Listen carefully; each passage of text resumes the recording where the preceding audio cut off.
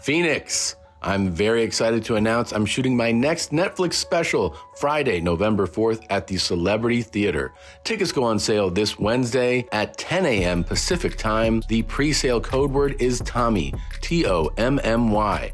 Thank you so much, and I'll see you there. How do you get your series from FX? Yeah, it's kind of crazy. I don't think anybody's done that. No. Really.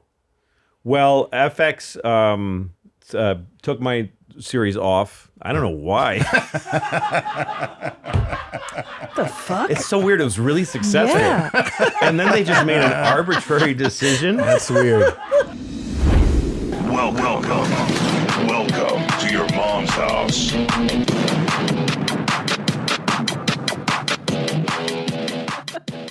This episode is brought to you by Saatva.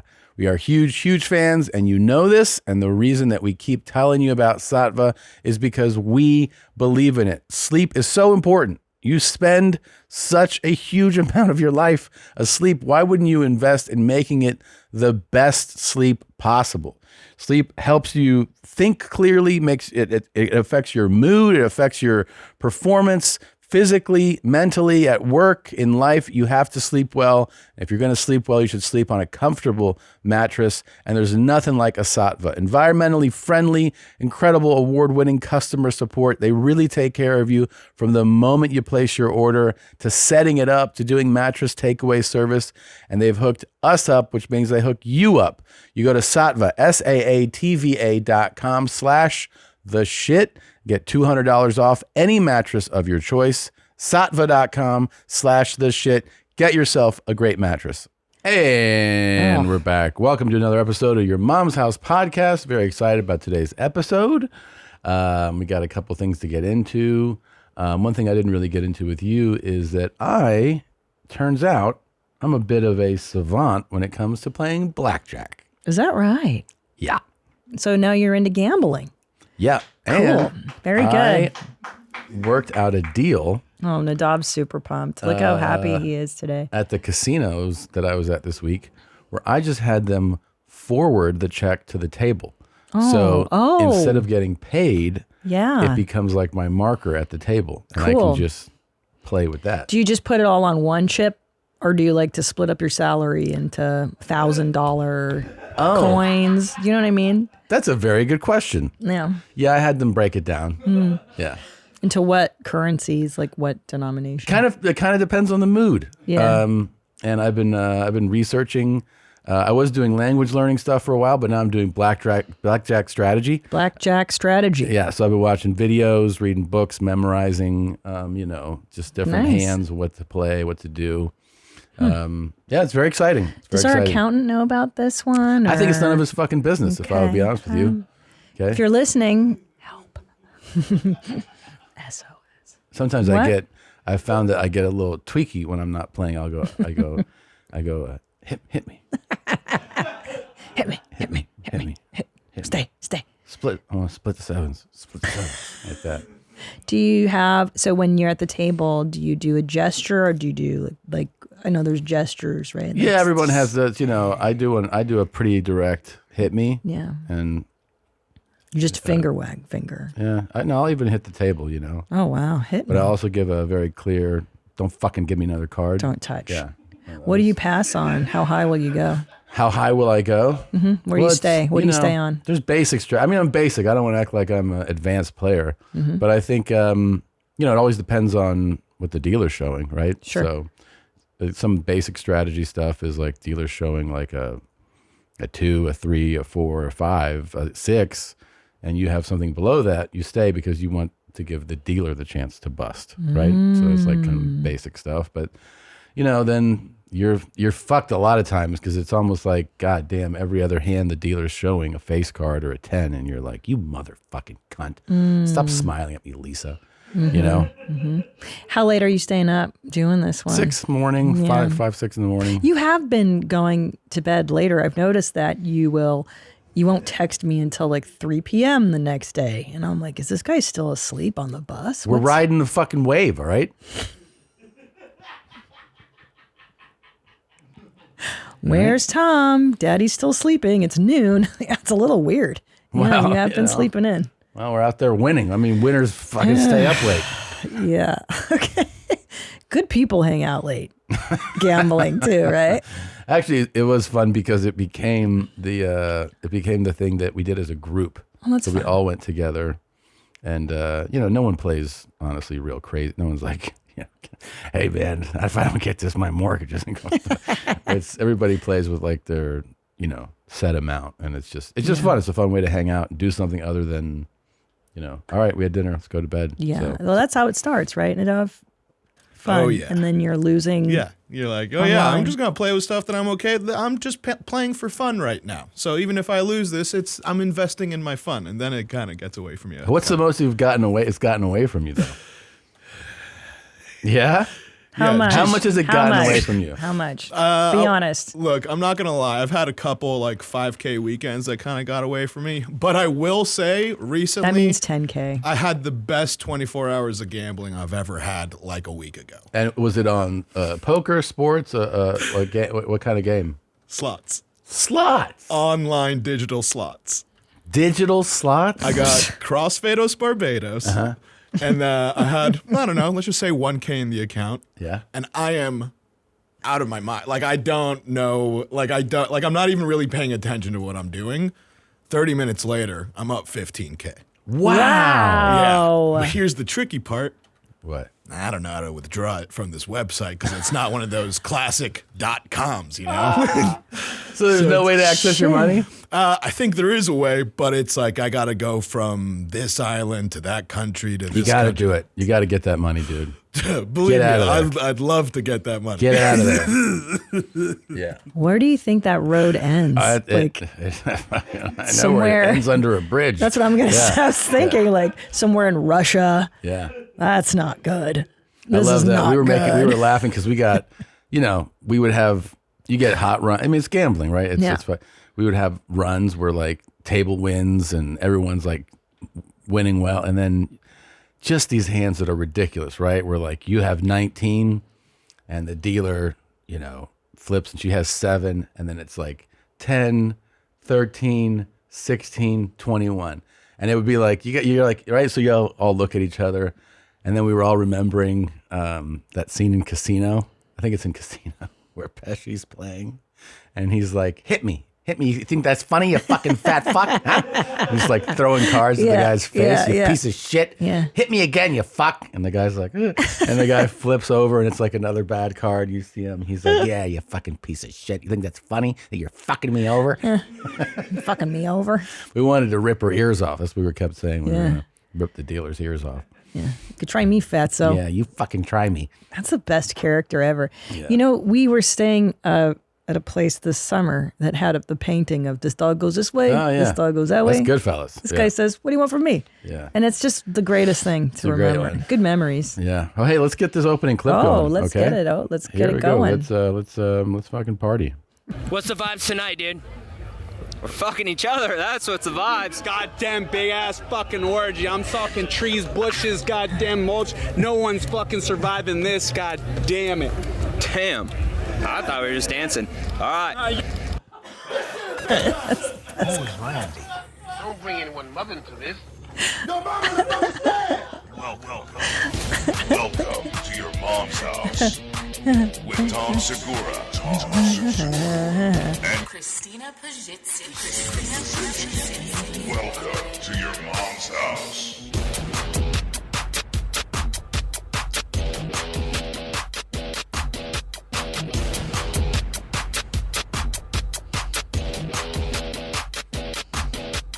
Meow, meow, meow, meow.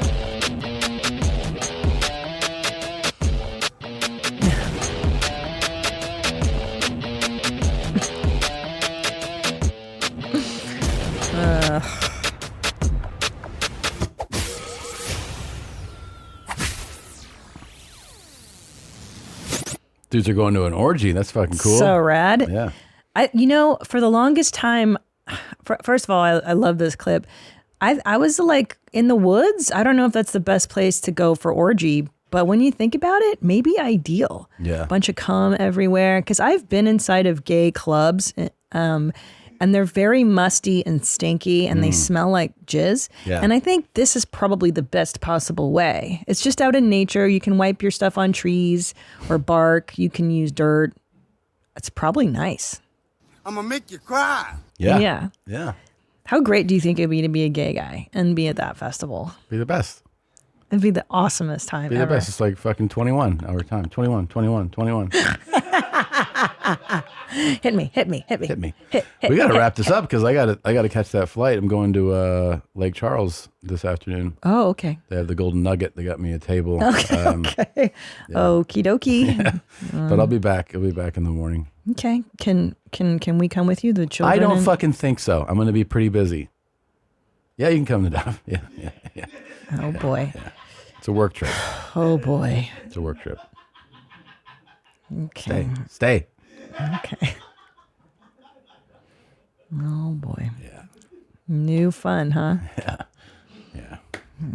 I gotta get that fucking dopamine drip going again. You know? I know. Oh, I know. Oh, I know. You know what? Maybe I could get you. What? My dad used to play blackjack on the toilet on a video game. Oh, that's cool. Yeah. They're fun. They make beeping sounds, and you feel like you win stuff. Would that maybe scratch the itch? I don't think so, but maybe, it'd be good. Everyone's got to practice. I don't mind practicing. Yeah. Oh Yeah. boy.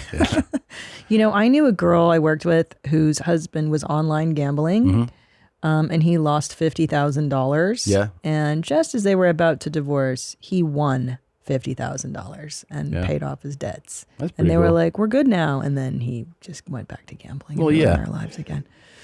I mean, I'm still like, I'm playing with like pennies right now. Right now. Yeah. Yeah.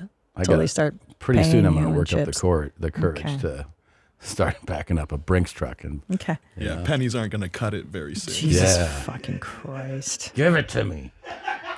I gotta talk to him. Hit me again, you fucking bitch. Yeah. How do you feel about separate bank accounts? Yeah. Sure. How about I start collecting your paychecks? And Get then the fuck out of here. you get like a stipend? a stipend. Is that what that is? Nah. No. And by the way, if I'm ever down like, I would tell you if I was down $500,000 on a weekend, I would tell you. $500,000 is when you would tell me? Yeah. Jesus Christ, Tommy. And I'd be like, you know what? I'm not playing till next week. I'm taking this whole week off. Thanks. Yeah. I got you. Okay. Gotcha. All right. All right. Cool beans. Thanks. And then I'd be like, you leave this fucking piece of shit, huh?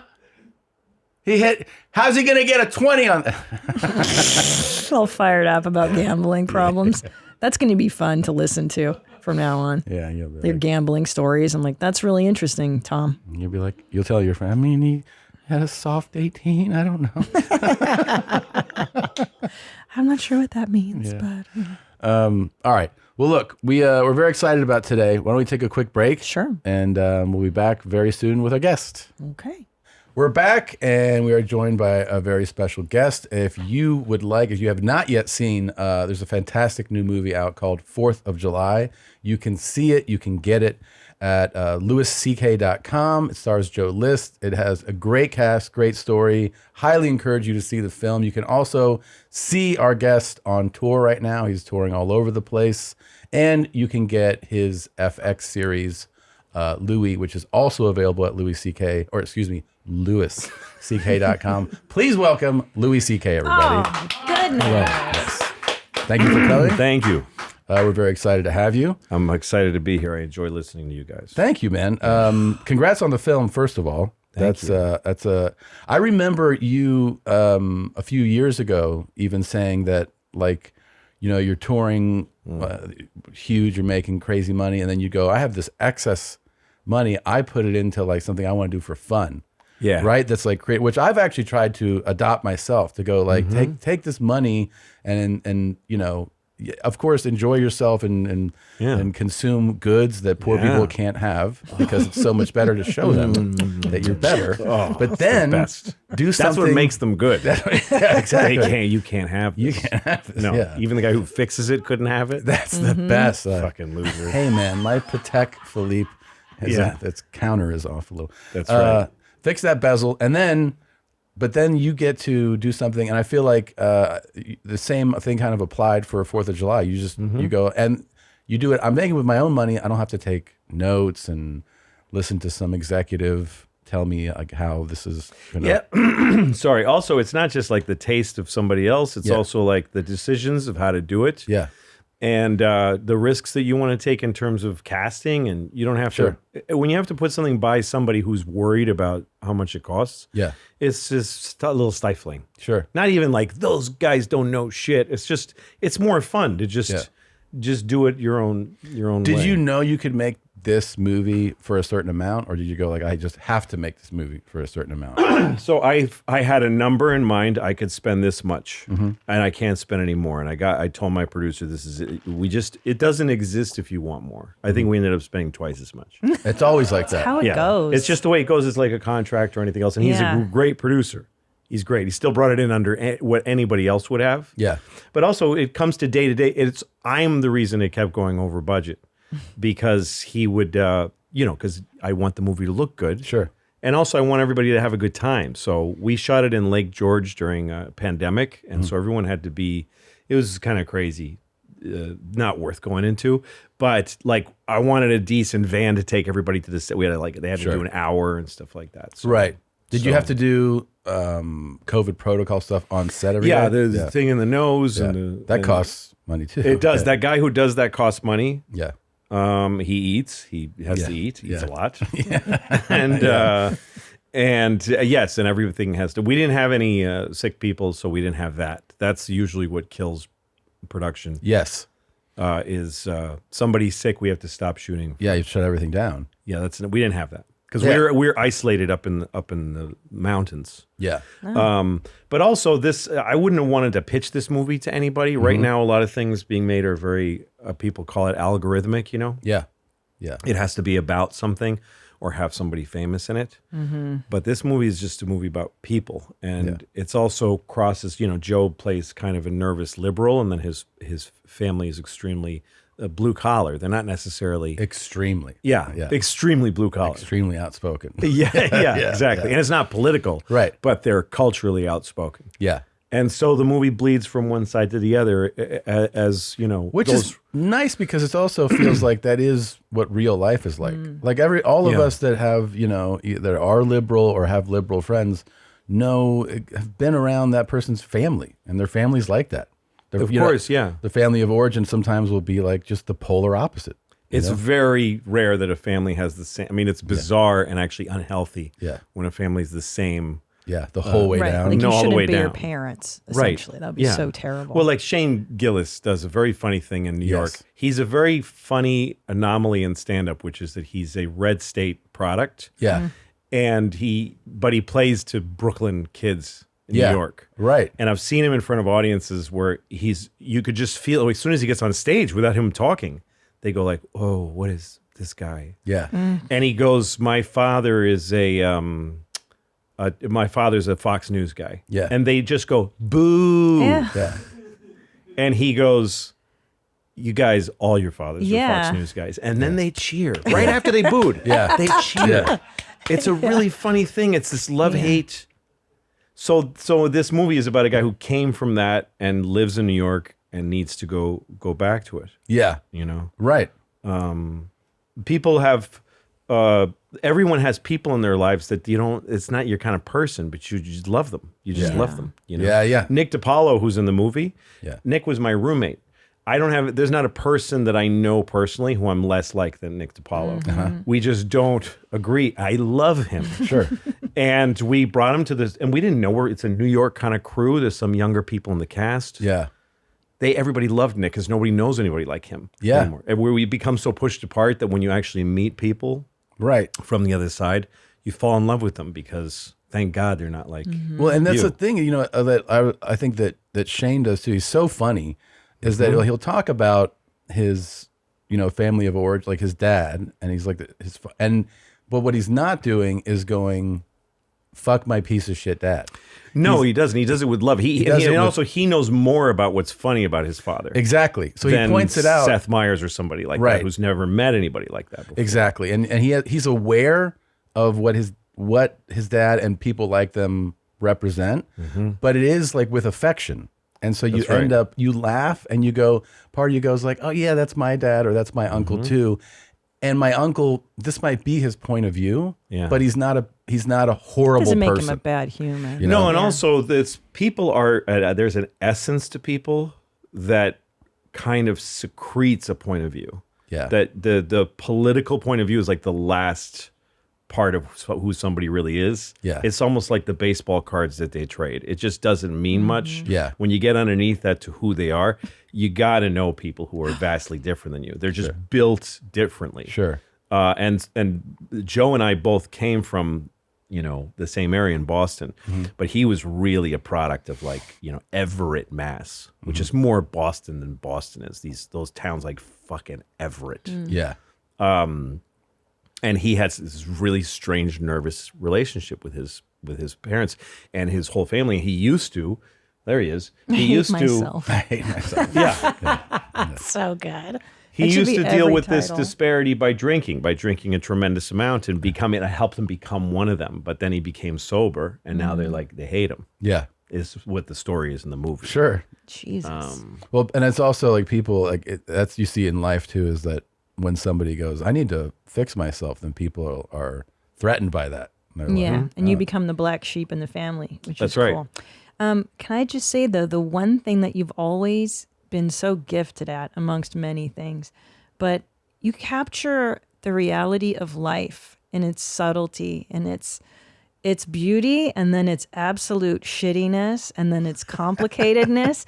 And there's nobody else that can do this the way you do. And I'm talking even back, like Tommy and I, remember you had his DVD of your shorts. Just the short films. I mean, watching, that was like, Ice I Cream? imagine. Yeah. Yeah, I was a huge fan because I remember, I think it's that, when you start doing stand-up, you want to find you remember you get into stand-up as a kid because somebody made you laugh, but you're like a kid.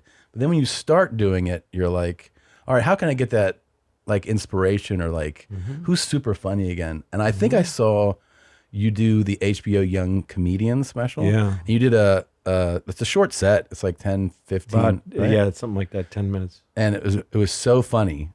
So funny. So I was like, I didn't know who you were at that time, and it was all kind of unknowns. I think Anthony Clark was on that. Anthony Clark. I remember that night so well. It was Anthony Clark, Dave Attell, yes, Dave Chappelle. Oh my God. A guy named Eric Tunney who died.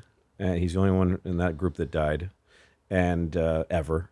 None of us are ever going to die. No one else is going to die. And then me, I went on at the end. I was the closer. It was so, dude. There you are, two cocks in your hands. Yeah, I did that. Yeah, that's actually what you're looking at there. I think that's the half hour. No, maybe you're right. But that led me to just researching you, and I think I ended up finding Live in Houston, which was and that was album that I just made in Houston. Yeah, more absurdist stuff. That's right. Right, and then I think from your site it was you can also get. I go, well, I got to see these guys' fucking shorts that you're making, which was fantastic. So you ordered a short film DVD from my website. Yes. So I packed that in an envelope. Wow. No way. And wrote Tom Segura. I might have had a label maker. I don't know. Yeah. But I did. I just would get the addresses. That's how we did merch at the start. Yeah. We would sit in a room shitty and place in Silver put Lake. it in, and it took me about 5 minutes a week to do it because not many people bought the stuff. But I did the DVD and the CDs. Yeah. That was a fun. I'd have them made at this place, and then you get them in these boxes. You know? It was fun. I enjoyed that. But what is this about you? Where did you get this ability to see truth? I mean, is it? I don't know what I think to me it's the little moments is where real truth is. The big truths of what life is, I have no idea, and I'm humble before that. But the little things about how people behave, that's what I fall in love with. Most of the things I've written, and directed and stuff have been things that started with that like I thought of a moment, oh God, it would be beautiful to see that on film, these two people rubbing each other this wrong way. And so I build a story around it. Like the story is usually just horse shit to kind of, to entrap all the moments. To find the moments. Yeah, that's why my series on FX was perfect for me, because I was so able great. to just really, I love sometimes that the series. stories were only half an episode. Yeah. Because I didn't want to have to carry a story structure as kind of a... God, we watched them so many times. It was so fun. It was so good. it's because, and it actually, what stands out now looking back are like little moments. Like right now, I can pull so many just like beats from that show that made me laugh. Like I can remember there was an episode with one of your daughters where she's like, she got that. How come I don't get it? And you're like, well, that's life. Like you don't always. You're not lucky right now. She's lucky and you're not right now. And that's the way that goes. And the fact that you never hear that on television. No. No one ever says anything But like also that. I lose the argument because she just keeps saying, I want it. Yeah. And I go, no, you can't. Yeah. And in the end, I don't give her one. And I tell her to make sure I give her a chocolate, and I tell her, make sure your sister gets one. Yeah. Completely go back on the whole Which is how it ends up with children all the time. You try to never teach the fair. lesson and no. Well, when you have two, it's like one, you're like, this one needs work on this fairness thing. So you really shit down their throat about this thing. And the other one, you give them a break. And also you have favorites from day to day. Yeah. It just is the way it is. Of course. Sorry. My favorite moment ever, though, is when you're touring, because Tom and I talk about this all the fucking time. When you get into the car and the guy's talking to you and they mean well. And they're like, you in Cleveland? You gonna look around? What are you gonna do? New York City, huh? That's a bit. And you're just like, look, traveling for me is like going to the toilet. Yeah. You just have to do it. And that's exactly how It's a weekly experience. Yes. Weekly. You gotta just shut them down. You have to break their hearts fast. Yeah. And then let them be up there just like, wow. Wow. And then they always want to tell you about the other comedian. Yes! What a great guy he was. Yes. To set a model for you to follow. He was so great, man. He sat up here with me and he partied with me. partied with me. Yeah. Bert that's not Bert took us out. Bert took us to dinner and we had drinks. And I'm like, yeah, he's a good guy. Yeah, it's not me. Yeah.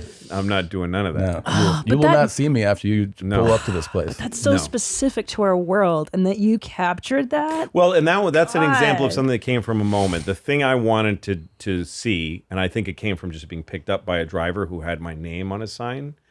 And I had this notion that after seeing me, that he would walk ahead of me and keep holding the sign up. Like not put it down. And I'm like, you can. And when I got to that, I thought, okay, so then we want to have a whole thing with limo driver, but that's what started it. Yeah. Like there's a scene in one episode with Bobby Kelly, who plays my brother on the show on and off. There's some seasons he wasn't in, but Bobby, I was working in a theater in Somerville, Mass, and they had a light switch with a timer on it so that they wouldn't waste the light. So you had to twist it to the right and it would and at some point after you long forget it, the light would just shut off. And you'd have to go do it again. And I was like, I got to do a thing with this fucking light. And I knew it should be Bobby and that he has a shitty apartment that he asks me, like, how long are we going to be in here for? I'll put it on 4. Yeah. And so that turned into a whole thing of that was broader about Bobby wanting me to see his apartment and feeling like I'm ashamed of him and not feeling like we connect anymore and stuff like that. By the way, another thing that I've learned watching that show is like Bobby Kelly is a tremendous actor. He's one of the best ever. I would never make something without him now. He's so good. Yep. And at stood 4th out. of July, he's tremendous. Yeah. He's like the heart of the movie, even though he's not the central, he's not in the family, and he's not, he plays, Joe's character, Jeff, is an alcoholic, and he's in AA and he's very active. Yeah. But the thing that was important for Joe, and a lot of this movie came from Joe, from things I learned from him, and then turned into the movie. AA people have a lot of pet peeves, and most movies that show AA show a meeting and really glorify it. And they, of course, show somebody falling off the wagon. It's the only reason to have an alcoholic in a movie is so you could watch them fall off the wagon and then work back. That's the only story for an alcoholic. Sure. But for people who are really AA, it's like the fucking guy who won't shut up. Yeah. And the awkwardness of like the being a sponsor. the sponsor's always shown as a very wise person, which Bill Sheff plays Joe's sponsor, and he is very wise, but you never show what it's like to sponsor somebody when you haven't done it. Yeah. And it's just fucking awkward. Yeah. And that you have no self-confidence, and his sobriety's in your hands now. Yeah. And of course they do this because this helps you to look after somebody else. But so Bobby's vulnerability, look at that face. You just want to cry when you see that guy. Yeah. He's a baby. And he just instantly needs Joe like a big baby. And it's too much for Joe. Yeah, I remember like when your show was on, seeing him the first time, and like I think when the first episode I saw him, I was like, yeah, he's a really good actor. He's like, really good. Really good. And when you have a guy like that, you just abuse him because you don't like when we're shooting something. If it's a hard scene, he goes last. He's had to feed everybody their lines all day. Yeah. You've shot everybody else out, and you're losing light. And you tell him like, dude, you need to get this. Like, you have no time. Yeah. And he goes, okay. But I always put him in that position because he's just a baller. That's great. That's awesome. I also shot a special with him in Florida, which I'm going to release on my website in September. Oh, really? Nice. Yeah. We took him down to Florida and found this interesting, weird space, and we shot a great special. Great.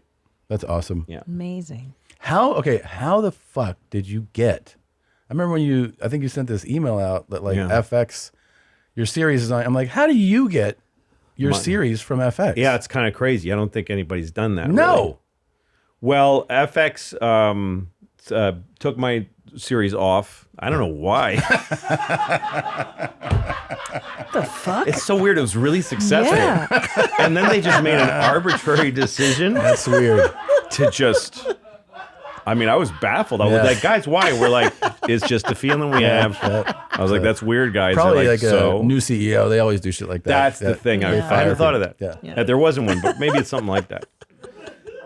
Ordering all your summer essentials with Dash Pass by Doordash is a great way to get everything you need. And during the summer of Dash Pass, you can save money and access members-only offers that will help you feel easy and breezy all summer long. It's so easy to get whatever you need, send somebody to the store to pick something up, whatever it is you're craving at the moment, whether it's a house essential or something to eat. With your Dash Pass by DoorDash membership, you can save an average of $4 to $5 on every order you place for delivery or pickup. That means on average, Dash Pass pays for itself when you order just twice a month. With members-only offers and items dropping every week, you'll have everything you need to make the most out of your summer right at your fingertips. Shine bright during DoorDash's Summer of Dash Pass and get 50% off your first order up to a $15 value. Use promo code YMH at checkout when you spend $12 or more. That's 50% off your first order up to a $15 value when you sign up for DoorDash during Summer of Dash Pass using promo code YMH. Don't forget, that's code YMH for 50% off your first order up to a $15 value. Dash Pass benefits only on eligible orders that meet the minimum subtotal. Terms apply. Anyway, so I wanted people to see the show. Mm-hmm. You were able to go on iTunes or Amazon and buy episodes, like single episodes, Sure. But it wasn't streaming anywhere, and it also wasn't being sort of amplified and like celebrated anywhere. So Yeah. I went to FX and said, "Hey, let me have it." And it was a hard deal to make because it belongs to Disney now. It's Buena Vista Video. Right. And Disney owns Fox. It's a whole new world. And so I was dealing with them, and they were willing, but they basically they made me a vendor like anybody else, and I also couldn't do what they needed for security and for like the level that they need to have. My website isn't a huge platform. Right. So it took a few years of kind of figuring that out. Working this out? Yeah, and also talking to FX, and finally there sort of was somebody, I mean, I'm very grateful to FX because they just pushed it through to where, I hope it's all right that I'm saying that, but to the point where I got they just let me rent it. Like I own it for 2 years, I license it. Mm-hmm. You can only stream it. I can't do downloads like I do with other stuff. Yeah. But that way I was able to set a price because I had to be competitive with the other guys. I couldn't undercut. So they took it off Amazon, off iTunes. You can't get anywhere else. Oh. And because I was able to do that, I could do what I really wanted, was to charge almost, it's $30. You get the whole 5 seasons. Oh. You get the entire series, which I think is good. That's good, yeah. And people are used to paying nothing because they stream, but my website is a pay or play thing. So. Yeah. And you can stream it. You can't download it, but the stream light lasts for like 5 years from when you buy it. Oh, so amazing. Yeah, and you can buy one season for like $10. Or the whole thing. The whole thing for 30. Yeah. And I just love having it on my website. I love having it there. I love that that's where you can get it. And it's going out. People are buying it. It's fun. Sorry, I just remembered. What? It always made me laugh so hard that in that show, yeah, you're with your therapist, and he says, you say something about like not having friends or something. He's like, "Do you think it's because you're fat?" yeah. Yes. And you're like, "Wait, are you?"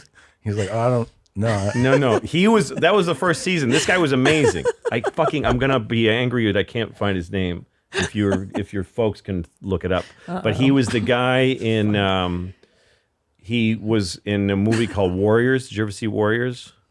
Like back in the old movie? Yeah, the 70s. Yeah. So he's the bad guy in Warriors. Oh, really? And if you could find, one thing that's okay there. No, that's not him. That's him. So what's his fucking name? That's David something, I think.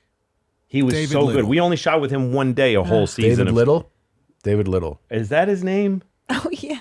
David Little? It doesn't sound familiar to me. That's probably not. He's like Can you look some more? Can you have Zolo look? He seems... If you want to just watch one sure? clip, and maybe it's waste your time, but it's just the last scene of the Warriors. He's got these little bottles on his fingers, and he's going, Warriors. Oh, yeah. He was always one of my favorite actors of all time, and now he's this guy, older guy with glasses. And he's very soft-spoken in this. Yes. There's one scene, I didn't have those scripted. Like, I would just give him one. Oh, and then really? he would do it. Oh. And one of them was, I'm talking about sex. David Patrick Kelly. That's him. Okay. So I'm talking about sexual frustration. Okay. Yeah. And he says, sex is really, people think it's complicated, but it's very simple. The man takes his penis, he puts it in the woman's vagina, and then she dies. I'm like, what? There he is. Yeah.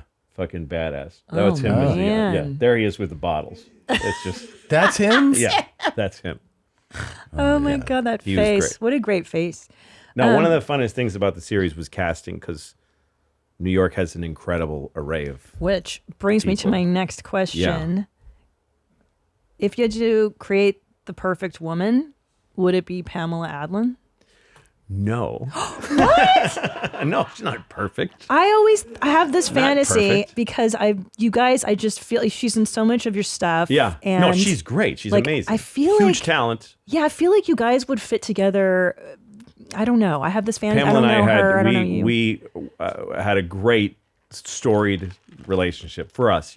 We worked together for years, and we're from Lucky Louie all the way through Louie, and through she was in that movie I Love You Daddy, that also for some I don't know what happened with that. But where can we see that? I don't know where. I don't know what happened. I just fell out of my pocket. I don't know what happened.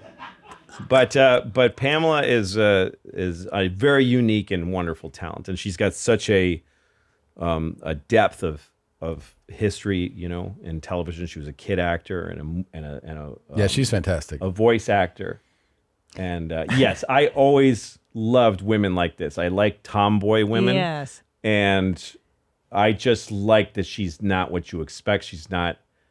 She's tough, and she's goofy. Yeah. And she's got incredible comic timing. Yeah. I just always could trust her with anything. And then when I did Louie, she helped me. She was like a sounding board. I wrote the whole series, but I had folks that I depended on who had good, sharp ear and good sense. And her and Vernon Chapman was one. Stephen Wright worked on the show for a while. Oh. And these were just people who I just trusted, because you can't, when it's all your thing. Yeah. That's very hard. I don't think I would do that again. Is like a thing that's about me, written by me, directed by. It's just too much. It's really sick. Yeah. So those folks helped me a lot, and then I helped her get her series better things, which I think went 5 seasons. And so Yeah, you loved that series. I just love her, and I love great. that. She's great. That your female characters are like cool as shit. Like I'd actually kick it with her. You know, most of the time you see a woman in a funny show, and they're just like they're not people. Well, it's because they're created by desires of other people. Right. A lot of female characters are created by like, here's what I want in a woman. Like when we were doing Lucky Louie, I had a lot of fights with some of the writers about Pamela because she's supposed to be a nurse, an overworked nurse mother with a husband that doesn't really earn any money. And they wanted her to be a sweet sitcom wife. So there was always this kind of like, you know, it was just so hard. And it taught me why, like we did an episode about her having an orgasm. And she realizes that she hasn't had one before. And that she's 34 or however old she was then. And that she's having her first one. And she's like, what am I? How could this have been there all this time? And I never had one. And then through the rest of the episode, I'm trying to make her have another one. It was one of my favorite episodes. Dan Mintz wrote it with another guy, Aaron Shore or something like that. Anyway, it matters. But so I'm trying to make her, and my neighbor, his wife keeps screaming and in sexually coming, and I can hear it through the wall. So one day I knock on the door and I ask him, how do you make your wife come that hard? And he goes, and he's kind of standoffish. What are you saying? I'm like, last night I could hear her coming. And he's like, I was out of town last night. So anyway, that's great. But Pamela, so the thing that happened was that in the end, I kept trying to make her come again after that first time, and I can't do it. And finally, she goes, "Can we just go back to where you come and I watch my shows? Because I hate this."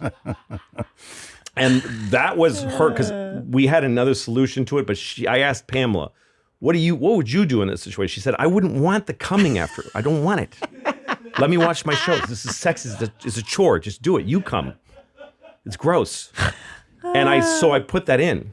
And one of the writers objected, saying, I want her to claim her power. I want her to have her orgasm, and it's hers. Fuck her right choice. Off. Yeah. Well, folks don't get to live that way. And it's also not fun to watch. And it's not where people meet and love each other, is in their strength. It's in their weakness. Right. Mm-hmm. So I think that's what I always loved about her as a character and as a writer and all these things, is that she shows her weakest self. She shows her, how hard it can be. This leads me to another question that I wrote here, because this is something else I remembered from the FX series. There's an episode where the character, the actor that played your father on the show, he would appear a few times. Yeah. Older guy. Oh, F. Murray Abraham? Yeah.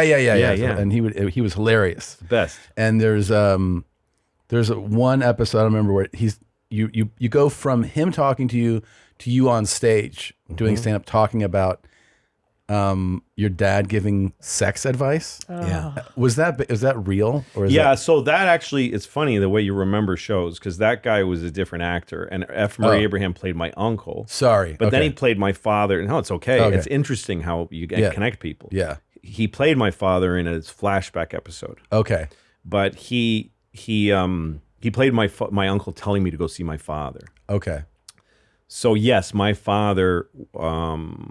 When it was time to give me the sex talk, to tell me what sex, I didn't know. I needed all the information. And he said, here's what you need to know about sex. When you enter a woman, you only enter her slightly, and then you pull out. Oh my God, I'm gonna throw up. And she wants more, and you go in a little bit more, and then you come out. And you don't, and she asks you, and you refuse, and you refuse. My father's Mexican too. Yeah. And you refuse, and you make her wait till she is boiling over with passion. And then you enter her more, but you keep doing this until she finally explodes. This is how to make. He taught me how to make a woman come. Oh, fucking throw up. Before he explained that this goes in here. So varsity, dude. Yeah. How old were you? I was small. And then he was like, repeat it back to me. Oh, shit. Because I was always in this sort of weird, he would bring me in and tell me things, and I'd stand there. Yeah. And then he'd dismiss me. That's how he saw himself, as like a father of a European, Yeah. Mexicans are really European people. It's such an old city. It's very traditional. I'll teach you how he's to make fucked a up. woman come today. It works. Yeah. He was right. Yeah. It's Dad's 100%. always right. Yeah. Well, works. you're Hungarian though, right? Well, his father was a Hungarian Jewish guy Okay. with one leg Sweet. who came to Mexico because it was hard to get to the United States around the turn of the century, and married a Mexican woman and lived there his whole life. My abuelo. Yeah. What a background. Yeah, crazy. And your mother? My mother is like Irish, English tin miners. And they that meet in came here Mexico? to mine copper. Okay. No, she went to school in Ohio, but then she took summer classes at Harvard, and my dad was there trying to get a degree, and that's where they met on campus. Wow. Yep. And I don't know what year. Harvard. 60-something. So you're smart. Well, my dad never didn't make it through it. My mom only took classes there. But, Still. she came from, farmers. Her dad was a math teacher and had a farm. But my dad's side of the family was like cultured, and they, also on the Mexicans, believe it or not, the Mexican side, they were quite educated. Yeah. My abuelita who died at 100 years old a couple of years ago. Wow. Jesus. Yeah, she lasted a long time, and she was from Puebla, a very nice suburb of Mexico City, and from a good family. And your dad is still alive? Yes. And in Mexico still? No, he lives near Massachusetts. In okay. Massachusetts. Okay. Yeah. Cool. In a little room, In a little room? very small room. And he sits there. Put your finger. Put it in it. Take it out. Yeah. Holy shit. Yeah, that's like 2 generations of trauma. I mean, Yes. the Hungarian is just gone, right? They're traumatized. Well, that was my grandfather was beaten up by cops. They called him a dirty Jew, and they beat him with their gun butts and put him in a prison for like 3 months. Jesus. Yeah. In Hungary. Yeah. Yeah. And then he got out. He had to confess to something he didn't do. Oh my God. And so then he moved to Prague and went to medical school and played the violin for an orchestra to pay for med school. I mean, imagine What? the pussy. Imagine the levels of pussy, that even with one leg. Yeah. Even with a leg, yeah. Yeah. The cool thing is Hungary hasn't really evolved that much. Not a since lot. then. No, Not a lot. it's really fucked up. It's really fucked up. Yeah. No, and also they sent, they're the only country that Germany didn't occupy. Yeah. But they just sent their Jews. Yeah, They're we just took like, 'em. you They want the took Jews? 'em. Well, just take them. And that's how they stayed unoccupied. Yeah, they're like, here The you go. Hungarians were like, open arms, come. That's right. Yeah. No, I went to Auschwitz, and there's a book of all of the names. Yeah. And it's a room of a book. Yeah. And there's like 20 pages of my last name. Oh my Really? gosh. They're all from, mostly out of the million, I think it's 1.1 million that died in Auschwitz, 600,000 were just Budapest Jews. Jesus. Wow. Yeah. So Budapest was just like, we Number almost got one. it. Did I? Number one. Yeah. Yeah, because you're smart. I was a fucking idiot and used Pajitsky as my fucking stage name for like the longest time. it's And then I okay. took a page. Well, then I was like, dude, CK. Yeah. That's how do you say your Hungarian name? It's Seike. Seike. Yeah, Seike. Again. So that's so smart. CK. And I was like, what am I doing? What am I doing? I'm mad people can't say or spell my last name. Stupid. So I finally just changed it to P. What is it now? It's P? Letter P. Can't fuck that up. Can't that's bring me good. up incorrectly. That's smart. You can spell it. Yeah. Your parents should have done that at Ellis Island. I agree. Yeah, they Just should have. P or Johnson. And what is or it? Smith. It's Czech or Polish? No, or I'm what a is it? Hungo too. The last name Hungarian. is a Polak name, but my parents escaped from Hungary in '69. Hmm. So I don't know. I feel like that DNA is it's resilient and it's dark It is. DNA. That's the thing. Feeling I had in Auschwitz was that survival. Like you think of survival as a beautiful, warm, glowing act like the sun. Survival is a bitter thing. It's a bitter grit strength. Yes. And and that's what my grandfather was. He was a tough dude, and that's why his strain made it through it. Yeah. And he got out. I mean, we lost like 44 people, I think, just in Auschwitz. And he was the guy who wasn't gonna, and he had a good sense of humor, but it was dark as fuck. And he was, So yeah, the Hungarians do. They just, and it's a scrappy place. Yeah. I've done shows there. Yeah. Yeah, so And- is he. Yeah, I did shows In Budapest? In Budapest, yeah.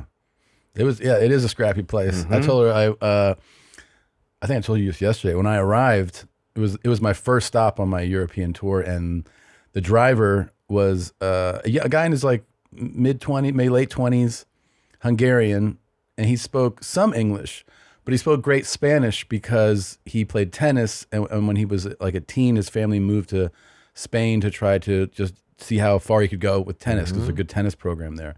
So when we started speaking in Spanish in the car, and we're having this chat on the way there, and he's like, "What are you most excited about in Budapest?" And I go, "I can't wait to shoot a porn," because I knew that it's a big scene there.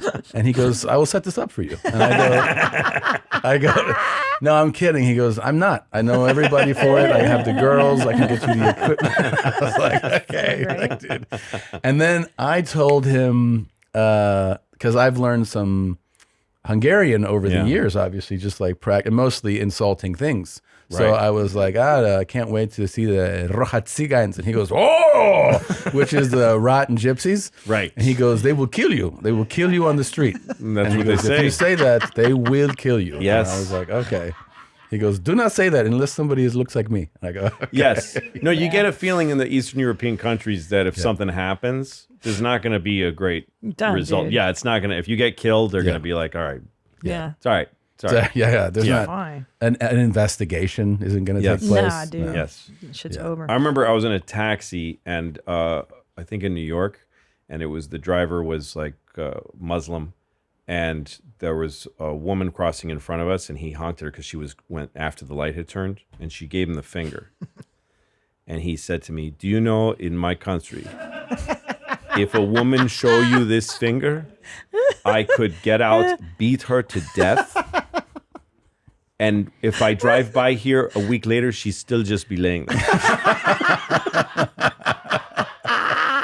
Like nobody would even clean it up. Oh, Jesus Christ. Yeah. It's a varied world, man. It's a varied world. And I love the Eastern Europe is my favorite place to do comedy, like in the world. Yeah, it's I great. was just in Bucharest in Romania. It Yeah. was and all I did was tell them how horrible it is where they live. Yeah. And they just die. They They love love it. it. They're the best laughers in the world. But you walk Yeah. around and you're like, this is It's going to be the it can be outskirts. scary. Well, it's kind of like an AA room. If you've ever performed for an AA crowd, they're the fucking oh, best. they're the best because they've been through everything. Yeah. Same with Eastern Blockers. I feel like Yes. it's like generation after generation of bullshit. The other thing That's that's right. cool What is are you that gonna do to me? the open racism towards the gypsies is refreshing. You know, like most people have to mask their racism a little bit. But Yeah. like when I was They with don't that give a guy, he's shit. like, they are garbage people. They are terrible. They are No, cockroaches. when I moved to my ex-wife and I moved to Greenpoint, Oh, which is a part of Brooklyn that's the Polish. it's the Polish part and never quite gets cool. Uh-huh. Like it just doesn't quite. I think now finally there's Yeah. cool young people there, but everybody was moving to Williamsburg when we Yeah. were, and nobody. It was just a little dog leg up to Greenpoint. Nobody was there, and we found a great place. Like a lot of room, but when we were looking, the realtors are always Polish or German, or whatever Eastern European. And they give you, after they show you the place, they show you where the sun comes in, they give you and part of the breakdown is the race breakdown. Yeah.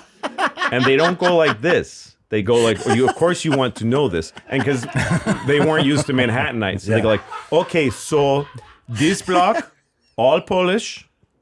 Next, some German. No blacks. No blacks. They're just like, the Jew is in, they always refer to Jews in the singular. The Jew, he's in Bed-Stuy. Yeah, but don't worry about black. Yeah, no blacks. Yeah, no blacks. Yeah. That's amazing. No, it is It's funny. Like when we were making the movie 4th of July on louisck.com for $15. One of the people that worked, I don't want to name him but he was one of the guys that we interviewed that worked on the movie.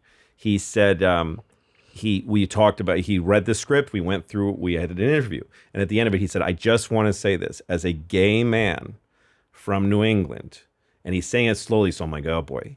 He goes, "The use of the word in your script, the liberal use, was such a refreshing thing to read.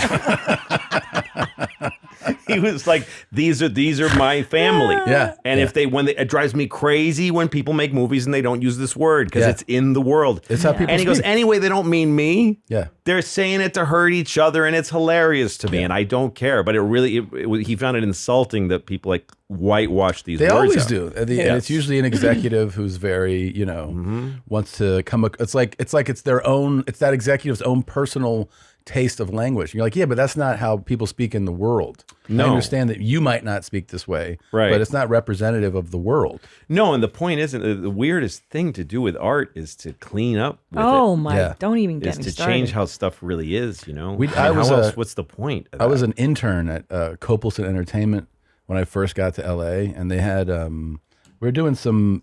It ended up being a big movie. It was some thriller. I forget, like Along Came a Spider or something like that, and they let us sit in on one of these big meetings with like the top producers, and we were going through the script, and the vice president of Copelson was like, and on page 27, we're going to remove cunt that somebody says and say a bitch.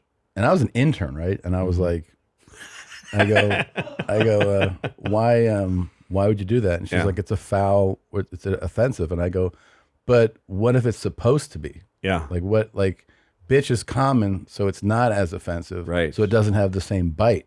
That's right. And she was like, okay, intern, like, yeah. this is where you can stop talking. And I was like, okay. But I was like, that it's supposed to have more bite. That's right. Like, when cunt is the word that's needed, Yes. it's the one you use. And not only that, you have this brilliant bit, right? I hate the N-word. oh, that's The N-word. Why? Because it makes me have to think it. Yes. Right? You say it. You Yeah. say Right. it. Yeah. That's And right. this is so true. So it doesn't erase the word out of existence No. if we come up with ways around words and pronouns and blah, blah, blah.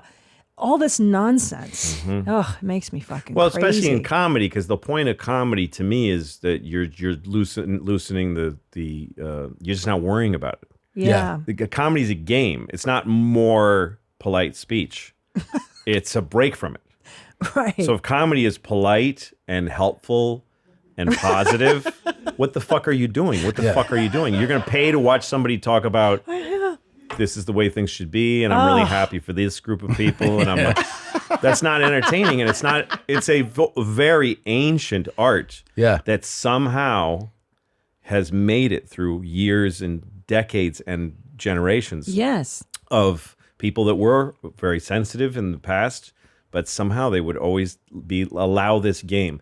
In this room, we're just not going to give a shit about this right now. Yeah. We're just the going to suspension say of disbelief. yes, and also it's that you take away the social, the moral arrow, Yes. and you go, there's no gravity here. Yeah. And what it lets you do is go, it's like going like this, just for a minute. Yeah. What if we talk like this? Yeah. Because when you decide how everything's supposed to be said, which is a social function, yes. it's a social function, and it's sometimes a healthy one, to all agree what's polite and what you should and shouldn't say in society, in certain circles, right? Right. People want to get along with each other. People don't want to hurt each other's feelings. This is all normal. Yeah. But comedy has always been this insane game that's like, we're just not going to worry about it right now.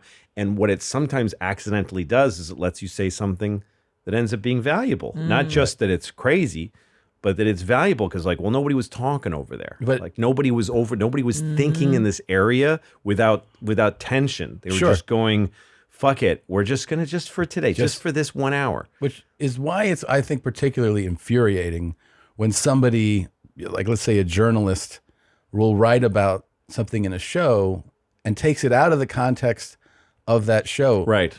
Presents it as it's essentially presented as this happened at a meeting or at lunch or in a polite circle. It's like, no, it happened in that room where there's the unspoken agreement that we're doing this thing. So here's the thing you can change is the infuriating part. Yeah. You don't have to get infuriated at this. Yeah. Because it's calculated when Sure. they do this. Right, It's right. for profit. It's for profit, It's because right now, and by the way, it's waning. I don't think it's worth as much money as it used to be. That's so you're true. seeing less. It's the only reason you're seeing less of it. Yeah. because people aren't as interested in this story anymore. Like, what did he say? It is the cheapest, silliest thing you can do. Is like, guess what that comedian said? He said something wrong. Of course he did. That's what comedy is. Yeah. Comedy is saying something that you shouldn't say, either because it doesn't make sense. Yeah. It's like shitting on a joke because it didn't make sense, like a silly joke. Yeah. Yeah. Saying, how could he say that? It's not that. Yeah. Well, it's a fucking joke. Yeah. Either because it doesn't make sense, you shouldn't say it, or because it's impolite, or because it's wildly inappropriate, right, or because nobody ever talks like that. These are all reasons you just say it. It's fun. So, but I don't get mad at this. I don't. Yeah. To me, the way we end up getting in this bad place, and comedians too much, I think, with each other, because it's another way. It's our clickbait. Yeah. Yeah. Sure. Yeah. Is like, fuck those people that hate comedy. And that's also easy. That's another cheap thrill. Sure. Is like, look at what an idiot this journalist is. Of course they are. They're doing it because they're making money. That's all it is. That's all they're doing. They don't mean what they're saying. That is true. They don't care. I swear they don't mean it. And they certainly don't care. They don't care. It's just a game. So you can play it too, and you can go like, fuck these people. Or you can just keep generating comedy. Yeah. The thing is that the audience has never stopped wanting it. Yeah. This is true. I mean, have you seen your tickets go down because of anti-comedy? No. It's people crazy. need it. This is the way I feel about it, is that not only do they love it, they need it. The kind of comedy that I do, that different for everybody. Yeah. They need it. It's like how they get through life. Yeah. So I'm happy to take some shit from some cynical people that are faking it. Yeah. When there's a sincere need on that, that's worth protecting. That's most of the population. There is also most people want comedy, and they want it. They do. They want it to be the way it is. They don't want it fucked with. So it's our job to resist that shit. Yeah. It's our we shouldn't pass that stress on to our audience. We should. It's like when you have kids. Yeah. And there's something tough or bad going on, and you're taking it on. But when you turn your face to your kids, you should be like, don't worry about this. Yeah. Yeah. I got this. I can take it. Yeah. I can take shit from these folks. They're just making a little bit of money. Yeah. And you're giving me a lot more. Yeah. So Yeah. So if you face that crowd, you're turning away from the people. And it's most human beings love comedy. Most human beings don't give a shit about any of this. No, they just want a Coke and a smile. That's all they want. It's all anybody wants. So do you think, because of what you've been through, that you have like, I have to say, the last Sorry was like, you just see a man that's like zero fucks given. Do you feel like because of what you've endured, that like, man, you're just, you know what I mean? Like, have you transcended giving a fuck? Well, it's so, a lot of things happen at the same time. So you take on the sense of freedom at the same time as you take on, it's been painful. Yeah. So, and in some ways I have a thinner skin, and but I look after myself better than I used to. Yeah. I think before all this stuff happened, I was quite reckless. Yeah. With my life and with my privacy and with my ego and with my everything. I was just like, hey, everybody, look at this, look at everything. Yeah. And I was just letting it all out and also taking on anything I was asked to do. And it was just, and I didn't have a sense of, like in in this last special, Sorry, I used Bob Dylan, what do you call this song? Like a Rolling Stone in the opening, because of this one line where he says, your friends all said, beware, doll, you're going to fall. You thought they were all kidding you. This is the way I look at my life before, was that I just didn't think there was danger in the world somehow. So now I do, and that's changed me a little bit. So that's opposite of like no fucks given in a sense. But that's more about the way I live my life and the way I plan my life now. But on stage, that's holy. That's a holy place for me. And I do think I got that back, was the sense of like, don't let anything get between you and the perfect version of this joke and the audience's enjoyment of it. Like that place is sealed off. Work to get there? Yeah, it was a bit of a process. Yeah. Because I was really scared coming back to work at first. I don't think people ever really appreciate, I mean, only people who have been in your position can appreciate the feeling of, being publicly like shamed, and they don't really register like, and then that you don't get to in many ways explain it, right? No, you can't really. Right. You don't really, because then you have a lot of people going, "Oh, poor you." Yeah. But there is something to be said about like, hey, that is like that's a painful experience, right? Yeah. Like it's painful to be like looked at a certain way and talked about, and you just have to keep that to yourself. You feel like? Yeah, for the most part, I think so. I think it's hard to express. It's painful to talk about, and it's exposing to talk about in a way that's, I'm not sure if it's safe. Yeah. So yeah, but there's a lot of things in life that work on you inside. Yeah. And there's a lot of ways that no one can see the world the way you see it. Yeah. They see you and the way you live your life from the outside. Totally. And you see it from this side, and there's a huge gap there. So at first, I think I used to think, how can I bridge that gap? How can I make that the same? And then I realized, no, that's a good gap. That's a good gap. And it did give me back something I didn't have for a lot of years, which I missed, which was privacy. I'm a different person than other people think I am. Yeah. And a lot of people don't know what I've experienced. And that's I kind of treasure that in a way. Yeah. So I didn't expect that to be part of it. But yeah, you just have to accept it. It's all, and anybody who's been through anything will tell you that acceptance is how you survive anything. Man, that is the truth. Especially with becoming a mom, it's like this radical acceptance of what is versus what was. That's right. And it seems to me like that's the only, like your father was great at that, is accepting what is, like just what's going on right now, not what the story is in your head. Radical acceptance is a great phrase. And it is, I think a mom is a good example. It's like the one example, because it's too much. It's too much, right? Yeah. It's just overwhelming. A dad can take just how much he wants and then a little more, and then brag about the little more. Yeah. Dads love saying like, oh, it's so hard. I mean, I was up all night. Fuck you. Like, fuck you. Because you can go, all right, and I'm going to work. Yeah. But the mom is it's just like, you just want to fucking burn this thing. Yeah. It's Some horrible. days, yeah. And then guilt of feeling. Oh, that's the worst. Right? The guilt of the feeling and the shame that's built in. Yeah. But that's it. It's the only thing that stabilizes it is radical acceptance. It's like, well, that's not the world anymore. That's just not the world. And also when it becomes a new condition, it's different for people that have gone through something like losing a limb or trauma, and then life after that is full of like support and trying to get back. But when your life changes to where it's like, this is hard now. Yeah. Like this new version of life is hard every day, and there's stuff getting harder. It's not like when you can't find, I think that's what motherhood is like too. It just gets harder and harder. And you just got to go, okay, just every day, see how you get through this day. And it's not going to be better tomorrow. That's the hardest thing. Yeah. It's not. Tomorrow's not going to be better. Don't take that away from me, my hope, you bastard. No, but that's the only way you're going to get. That's the only way to find peace in any of this. It's going to be better, man. No, it's like tomorrow's going to blow just like today is. And all the best efforts, all the superhuman things. Yeah. There isn't some physical therapist helping me learn how to. Come on, man, you can do it. Like, somebody from another country who's helping you get. It's just going to suck. Yeah. Nature really helps, going out and seeing the world, the earth. Yeah. Like dirt. Like I'm not a gardener, but there's a garden in this house I have out in Shelter Island. Mm-hmm.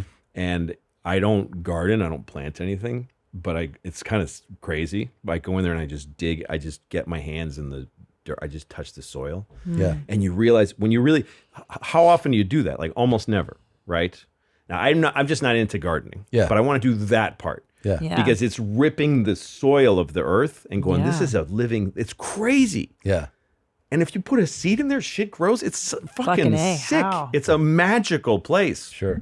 And when you just see it as grass, pavement, areas that I can walk on to get to the next task, you just are missing the fucking point. If you can actually get in there. I went to Africa and I was looking into a tree because it had gaps in it, and this guy ran up and punched me. And he said, there's black mambo snakes that wait for somebody to do that. Oh, shit. So they can. And he goes, and you're dead, and I can't help you. Anyway. That's a good That's lesson. cool. Yeah. Yes. Don't put your eye in there, dummy. Don't. How did you, I never got to ask you this. Yeah. How did you feel, I don't know when it was, but I think you had popped in and done a set at like Governor's, I remember in Long Island. Yeah. And it leaked. That's right. Oh, yeah. It's such a good set. And nobody, like, I didn't know you then, whether this was like okay to you, like where you let it go. Was it upsetting? Like, what was the actual? Well, it was a real drag because I was back to work and I was trying to get, so I was working at the Cellar and it was hard there and there was a lot of controversy about my working and I just wanted to get 45 minutes. Yeah. So that I could put a show on that was me announced so that I'm in my own place. Right. And I got there as quick as I could. Yeah. And then I started doing Governors and mostly because it's the closest club. Yeah. And they're great guys there. They just always invite me back. Yeah. Yeah. Fuck. Names. Yeah. Suck at it. Yeah. I only know one. Yeah. Mark. Yeah. Mark. But so, yeah. So I was there and I was doing shows and I was having a ball and it was I didn't go on stage for 10 months, which is a very long time. Oh my God. And then this kind of shit at the Cellar and then I'm back. It's my own crowd and I'm feeling my mojo a little bit. I'm getting back and I've been I hadn't looked at media at all or news because it was scary for me. So I was a little in the dark about what was going on in the world, but I was playing with an idea. It was the first night I did those jokes. And it was just about young people taking themselves very seriously. That was the general thing, was that I just remember being that age that we were just jackasses. Yeah.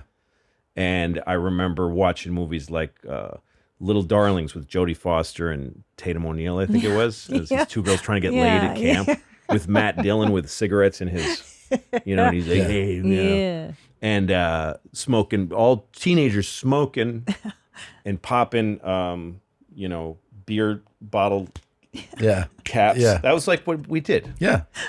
And carving like beer, like Coors in a picnic table at the park. Just fucking idiots. Yeah. And these kids are testifying before Congress and they're, Greta and all these people. And I was like, geez. So that was where so I was talking with a couple of comedians about these things and I started really getting loose. Yeah. And I said this thing about like, so what if you got shot, if kids got shot at your school, it doesn't make you particularly knowledgeable about gun control. Right. Just because you pushed a fat kid in the way so that you didn't get shot. So I don't have to listen to you. I'm just being an idiot. Well, yeah. And then I was reaching with this stuff about trans people with the pronouns, because what came off to me was a haughtiness, using first of all, a plural for a pronoun, which is royal. Yeah, sure. Only royalty says we this is how we feel. Yeah. And so I was playing with that and saying, okay, I want to be called a there because I identify as a place, and that place is your mother's cunt. Yeah. This is just me just fucking throwing spaghetti on the walls. I don't give a shit. But it's also how sets develop. That's how they develop. Yeah. It was the first time I tried those jokes. Now, when I develop material that's in tough places, I have a method. I say the worst version, and then usually they don't like it. But I listen to that. I listen to the and there's a sound in it, and I go, okay, I think I know what. Either I'm going to take that and I'm going to play with it, or I'm going to find a way around it because I know it now. I know I need to hear it. I need to hear the dissent. And then the next time you do the bit, and sometimes I'm like, I don't want to upset these people tonight. Yeah. But I know there's a bit in this that they're going to like. Yeah. And I work on it to the point where everybody likes it. And I'm talking about something that you're not supposed to say. And everybody, I did a bit on SNL for almost primetime television, that fucking show about child molesters. Yeah. And I worked on it really hard. Yeah. Every bit that I have that's a great bit started as a no one wants to hear this. Yeah. Every single one. So I know this formula. Yeah. Now, honestly, I didn't think that some of the stuff I was talking about was that big a deal. I think that there was a heightened sensitivity to it, but they're not actually dark subjects. Right. If there's a new identity in the American landscape, it needs to be laughed at, scrutinized, played with, questioned. It's how we get to know each other. If you really want to get to know someone, you don't sit there and go, and tell me your experience. You go, so what? What is this? What the fuck is this? And what's that? And they go, I don't know. And you laugh and you know. And so that's how I feel. Sure. This is me. But so anyway, when that set hit, it was New Year's Day or something. And it was like a couple months old. And suddenly it was there on YouTube. And I immediately did what I always do. You just write to YouTube, you make a complaint form. And it takes 5 minutes. Yeah. And it goes away. It's happened to me a million times. Yeah. Somebody tapes a show, you tell YouTube, they take it off. Yeah. So they didn't take it off. And I kept trying. And I got my assistant to try. She couldn't do it. I called my web guy. My lawyer called somebody at YouTube. We sent a letter and they just wouldn't take it down. And then my assistant started taking down other clips that we hadn't bothered to take, some that we just didn't care. It came down immediately. Everything was coming down. So the system was working and alive, but this one wasn't going anywhere. And it was and I was like, fuck. That's interesting. Because I had no interest in having a set out in the world. Yeah. Of course. I was already like, I just wanted nobody to be talking about me. That speaks to I didn't want to be in the zeitgeist. Yeah. I was trying to do everything I could to stay low and to only get as straight line as I could to an audience that wanted to hear the jokes and nobody else. Right. And I was so scared because it was getting 100,000 hits, 400,000 hits. Dude. All the comments were like, this is hilarious. The set on the whole, it was a good set. Yeah. I was proud of it. Tremendous. Yeah, I was working some good stuff. But so that means that somebody there at YouTube was like, no. They wouldn't take it down. And so then the next day, so strange. Every press organization had it embedded. Like RollingStone.com said, watch the leak set here. Yeah. And there's all these slot machines paying off. Ching, ching, ching, ching, ching. Just tons of money being made on this set. And it was a huge story. And then people on early morning daytime TV are talking about it. And they're telling people from the Parkland shooting, they're the parents of dead kids saying, guess what he said? Yeah. They're not in the audience. That's not who. Yeah, of course. I know. It's the last thing in the world I wanted to happen with a raw joke that had no work on it, no time on it. There's a thing people sometimes say when they're upset about a joke. They go, I'd like to see you go up to like somebody on the street and say this to their face. And you're like, why would I do that? Why would you like to see me do that? Yeah. Why would I? Why would you want that to happen to them? Yeah. That's not how this works. Yeah. So that's an easy pickings thing to do. But I was in the very hot, red hot, white hot center of it. Sure. And it was a hard hit to take because I already had very little skin. Yeah. Yeah. And yeah, I can't really describe how bad it was. It was bad. Yeah. It's a bad time. Yeah. Yeah. I'm sorry. I mean, it was Thanks. I mean, other people have gone through bad things. Yeah, of course. And it's been a hard bunch of years for everybody. Sure. For like the whole goddamn country. So that's one thing that I started to look at was what's happening everywhere, Sure. So and that kind of made it, made it so much easier. So much easier. We love you though. Yeah. I want to have a question that I've been wanting to ask you for years. Yeah. It's one of those. There's two. Mm-hmm. Sitting on a cock 'cause I'm gay. Best joke ever. Yeah. It's the best joke ever. It is. Who is the guy? I don't know. Somebody knows out there. Fuck. Yeah. You said that in an interview? Yeah, no, the thing Ricky did talking about comedy. Me and Chris and Jerry. Yeah. And you said that there, and I was like, he's right. I think that might be the funniest It's the fucking funniest thing. joke. It's just so dumb. It's just so dumb. And you Sitting go, on a cock 'cause I'm gay. And then Chris said, did he do the whistle? Yeah.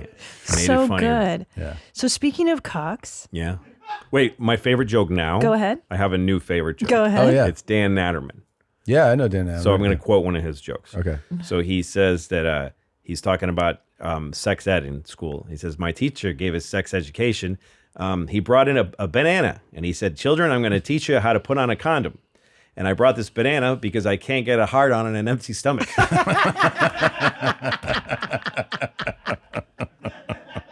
That's amazing. Fucking beautiful. So good. That's really good. Fucking So beautiful. this being said, Yeah. I've noticed a theme Yeah. of dicks. Now, Sure. not every male comic, by the way, and I judge a Yeah. male comic by his Yeah. ability to talk about his own dick, jacking his dick. I don't trust a Yeah. male comic that doesn't talk about this stuff. Sure. But there is a theme of like, It is I were dark. to, if I were to suck a dick, or if I wanted Yeah. the dick, do you think you would ever? I mean, you're on your deathbed. Are you going to be like, I wish I would have tried sucking a dick? Would you ever? Oh, what I suck In a dick? The real question life? is if I would suck a dick? Yeah, because you talk about it, and I'm wondering if it's in your. It's an unconscious Wow. thing for you. Listen, No idea that that's we where don't you're we going. don't we don't Oh. consult on questions beforehand. No, no. I'm so curious. No, Would you it's a ever good try it just question. to get it out of the way? Get it out of the way. You know what I'm saying? I think that would put it right in the way. I saw that a would guy, by the put that way. squarely in the way. I saw a guy say in yeah. a clip in an interview Yeah. that they're like, he's like, experiment. You should try things. And he goes, yeah, I blew 2 guys just to find out that I didn't like it. And I was like, 2? I feel like you'd know after the first. Like, what happened Yeah. after the first one? Well, maybe it was just that dick. Yeah. That's maybe. true. Maybe it didn't taste good. Right. And he was You like, know? I got to try this again. If you're going to try anything, you should try it twice. You should, I yeah. do think that. Yeah. And that's why I don't want to try it. Okay. Because that means sucking 2 dicks. That's why. All right. Good point. No, I'm not like I will say this. I'm not afraid of it anymore. Anymore. Okay. I think I used to think that would be a nightmare. It would give me nightmares. Something terrible would happen, and that's because that's the way I was raised, you know. Oh. But I think that that's what my dad every day would tell me. Yeah. you know, it's a nightmare. Look, this is how you learn not to do this. Yeah. No, I think it's kind of I could take it or leave it now. You Okay. know? But it was There's like a bunch of a foods fear. I haven't tried, and you know what I mean. I've never been to Hawaii. Yeah, I got you. But I think it wouldn't be the worst thing if there was some reason. I need some reason. You know, there's not. I don't think. You know, it's a beautiful dick. Nice one. Yeah, it's really nice. Yeah, I had when I was doing Lucky Louie. Yeah, I had Rick Shapiro played my brother-in-law. yeah. He's great too. Well, so HBO came up to me at one point when we were doing the show, and they're like, "There's no nudity in your show, and there should be some nudity." Yeah. Because HBO back then was just a raw Yeah. fucking. HBO was the best back then. Yeah. HBO was all about, when I was a kid, HBO, there was no cable TV, but there was HBO. It was home box office. Right. Yeah. And it was a thing on top of your TV. Yeah. It was just this sort of like wood grain thing on your TV that got HBO. You brought it in just for one channel. And it was because you could see people said fuck. Yeah. There was sex and there was violence. Yeah. And there was raw comedy and there was really great dramas. It's the you know. best. Yeah. It was what it was all about. So anyway, so we were the only sitcom ever done it. Like, we were the only live Multicam, right? Multicam sitcom. And so Rick was this really fucked up East Village strange comedian with a weird voice who I love so much. He's also been in most things I've made. Fucking lunatic. Yeah. in this He's thing. really, amazing. yes, but he's also a calculated, excellent performer. He can do any voice. So he played my degenerate, but he played Pamela's brother. So anyway, HBO came to me and said, we need to see some, they meant tits. Yeah. You're like, dicks, you But got it. I wasn't going to, it's not what Pamela signed up for. Yeah. And so I wasn't going to make her do or even ask her. So yeah, there we are, Jim Norton. Nice. And so I did a scene where I'm fully where I run through the screen and my dick is out, unfortunately. And we did one where Rick comes out of the shower and he's wearing a towel like the way a woman does over it, so it's only down just on his thighs, and he's drying his hair and he stands right next to me. I'm eating cereal and he goes like this and his dick is right in my face. Just wig waggly for like 3 or 4 takes that I saw his dick with the audience right there. And it was okay. It was okay. You Yeah. didn't feel scared. Well, I thought if I licked that Yeah. or just went like that, Yeah. I could live with it. Yeah. Why do it Why do I could do that to your finger also? Sure. But why would I do that? Yeah. I'd rather suck your dick than your finger. I think it's grosser to suck my finger. it is grosser. It's grosser. It's grosser. Yeah. Yeah. Yeah. Because I'm trying to think what would scare me the most. Like, what's my unconscious fear? For me, well, vomiting. I don't like vomiting. I don't want hate stuff. it too. I hate vomiting. Yeah, I'm a phobia of it. If I get food poisoning, Yeah. I'll let it go into my Me bloodstream. too. Yep. I'd over just throwing up and Really? having it over with. Yeah, me too. I'd rather be like fucking sick, like it's malaria. Yeah, For like, yeah. I've actually taken pills to stop myself from vomiting. Like you can get it from your doctor. I didn't when know I had that. the stomach flu, so that it would go down and not out. Yes. So you end up shitting it out. Yep. I'm afraid of the loss of control. Is what that for me. I think that's maybe what it is. It's a terrible phobia, vomiting. Me too. Yeah. I have a horrible one. Hates it. Really. And hates also, I don't want to do butt stuff. I think butt stuff scares me a lot. Scares you. Like, Yeah. like if I had to think about like, oh, I don't want a dick in my butt. I think that putting stuff in my butt Right. is what dick sucks are for you. I don't want to put my dick in a woman's butt either. No. I started to. Yeah. Part way in. Yeah. Only a little, and then you release. Yes, exactly. No, and this one was because of fear. Well, she said like, let's not do this. I think because I was hesitant. Right. That'll kill it. Yeah. Yeah, butt sex, you need to go for it. So she was like, dude, you're you're not doing this. It was almost, she was like, let's go for it. Yeah. And the relationship changed. Yeah. She was Yeah, like, did it? I think she was a little less attracted to me when I wasn't able to just fucking shove it in there. ram her ass full of dick. Yeah. Just couldn't do it. What are you afraid of? What's your like? Not butt stuff. You're not afraid of butt stuff. No. I had this one angel. That's weird because you're married. You're not afraid, and you are. Well, he's asked. I'm afraid of him putting like my hands in his beehole. She won't do anything with because mine. it's so hot. And Oh, you want sweaty. stuff in your ass? I mean, mouths, fingers, Nope. No three mouth. dicks, different stuff. Yeah. Yeah, I mean, all that stuff is appealing to me. Yeah, I mean, I've played with assholes, but it's been, many, many years. I'll try. Sure. hard. There was one woman that I liked so much, and I licked her asshole a lot. You have to Yeah? really. And it was I was so in love with her, Yeah. and so attracted to her Yeah. that I would have done anything to any part of her. Yeah. Yeah. And so I licked the fucking hell out of her ass. Yeah. That's cool. One woman. Yeah. Just one lady, huh? Yeah. Has to be strong feelings. She's dead now. Yeah. Yeah? Probably from how. Yeah. Yeah. Huh. No.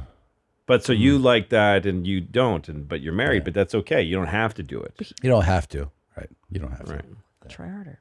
Is there anything that it's you so like that he won't do? Harry. No, he's DTF. He's the guy that'll lick Right. your asshole. Like you're down for it all. Yeah. How long you guys been married? 35, it'll be 14 years. 14 years. Oh, yeah, almost 14 years. But together 17. But together 17. Together 17. Yeah. We met as kids, basically. I know. Newbies, open micers. Yeah. I know, it's so crazy. Yeah. You guys have got a good thing. I know. I mean, I listen to you guys sometimes, and it's one of those things. You guys are able to talk like you don't know each other. You are. You're able to ask like you just asked him. What do you like, or what are you afraid of? You just asked your husband of 14 years what he's afraid of. That's so true. Yeah, that's the thing about you guys. Yeah. I was listening to one where you were talking about school and about your failures in school, and you were asking him really, and you're like still discovering each other. Yeah. But that's real love. That's real love. Yeah. You think so? Oh yeah.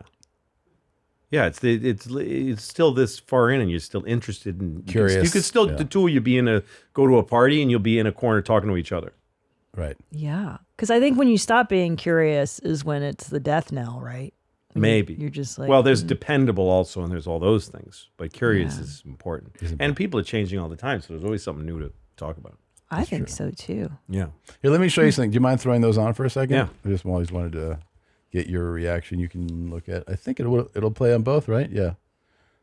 This is just fun stuff that we like to show people. Oh God. This is a backup camera. Oh my God. Oh my God.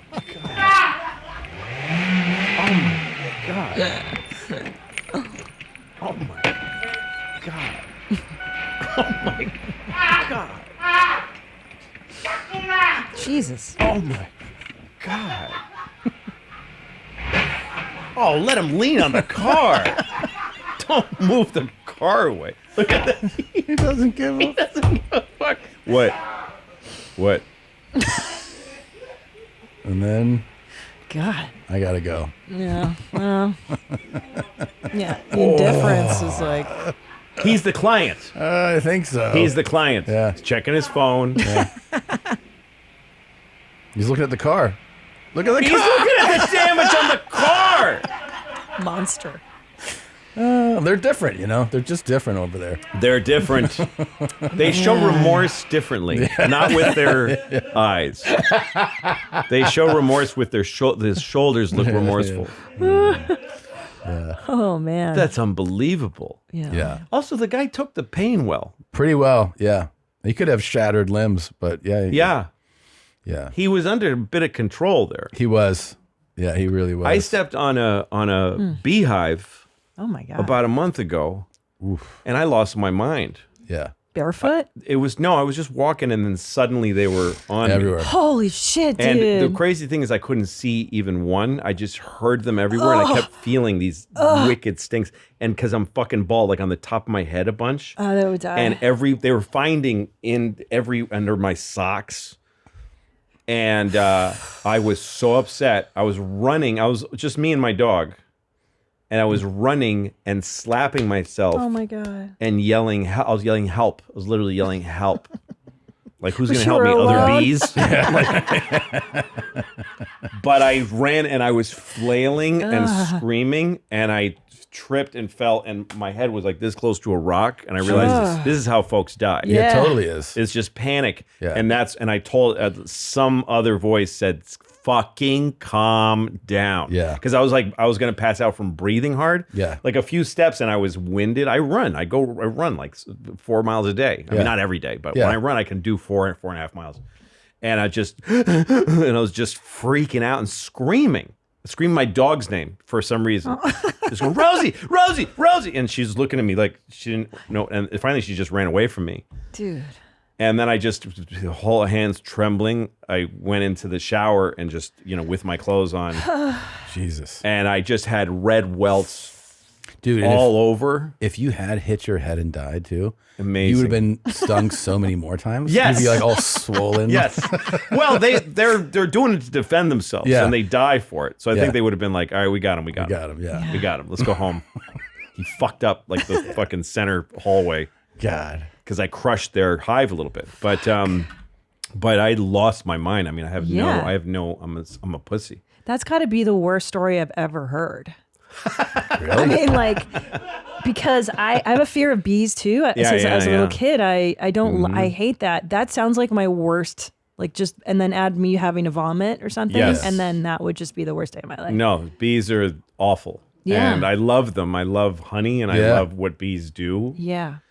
And they're beautiful to look at and everything, but Jesus Christ. What if you got stung by a bee and you threw up while you were getting butt fucked? That'd be like that would be something. I think you'd start to like that. I'd have to take pleasure in the butt fucking to dissociate from the other two things. Yes. Could you make a radical acceptance of that moment? That might be rough. I think the vomiting might be my priority number one. Like that would be so hurt. Like that would be all the focus. But to vomit while that's happening is that would be incredible. I had a confluence that ended of problems that ended with a bee because I had poison ivy that got on I went through some bushes in camp when I was a kid, and I got poison ivy on my nose, and it got swollen, and then it was like Carl Malden's nose. Like I could see my nose. Fuck. And then one day a bee landed on the tip of it and stung my nose. And then it got sunburned. It was like a million things. So my nose was just huge, and it was just scar. It was scar tissue for like 3 weeks, and I was hard to go out. Like people thought I was a monster. I had a big, just scar tissue nose. And then one day I just went like this, and it just all came off, and I had no new nose underneath. Jesus Christ. I was about A. 8 years old. Oh my God. Dude, your childhood was traumatic. That was that one thing, yeah. Between that and like your dad telling you how to fuck women. That's right. Dude, that's enough. Oh, by the way, I saw a just on scrolling Instagram a sex therapist. Yeah. In doing a podcast who described exactly what your father said as. Oh, really? Yes, exactly. How to do it. Yes. And he didn't even have Instagram. No. He just learned it from a lot of Mexican fucking, a lot of dirty Mexican Jewish Make them fucking. beg for it. I always wonder about how many women my dad fucked. Oh my He God. fucked a lot My of dad chicks. fucked a lot of chicks too. Did he? Like Oh, one time yeah. I asked him, it's a joke in my act, but how many women do you think you've been with? And he goes, not enough.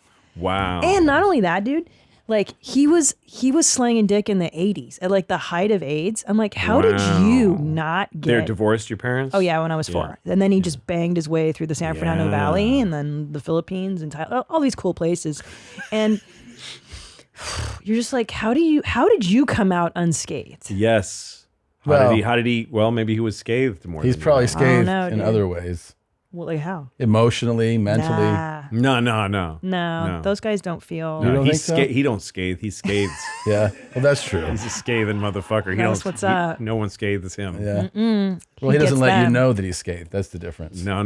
He's not scathed. You don't think so? I'm not letting you Yeah. have it. No? I think Louie's right He's on fine. this. He's fine. He is fine. Yeah. He's living his best life. Everyone else is suffering Yeah, because fuck. of him. God damn it. Is that your sitch too? Some of us scathe ourselves with sex.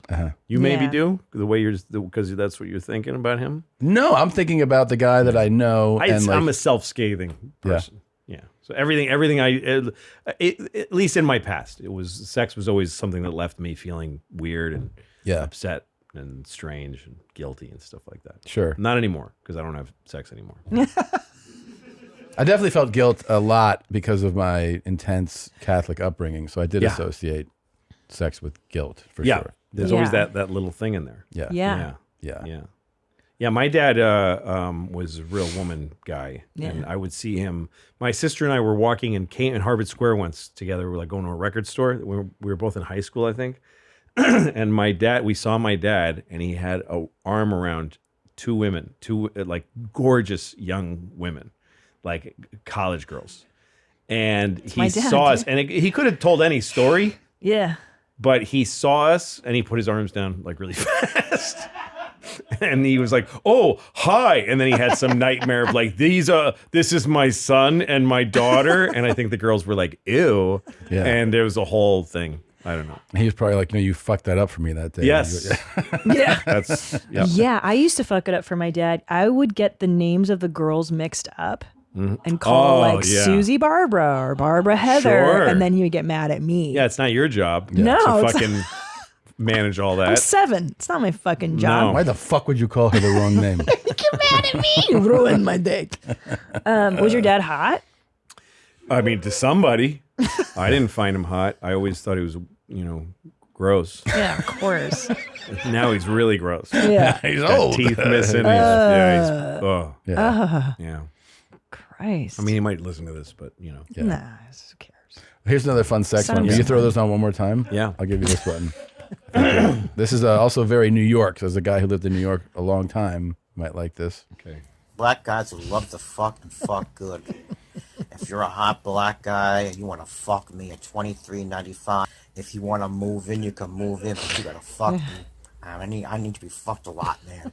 Get free food, free rent, and everything else, man. Here's the deal, man. Men from jail, homeless, or you're a thug, you want to come move in, your friend can move with you too, man. Free rent, you get a lease and a key. Fuck me.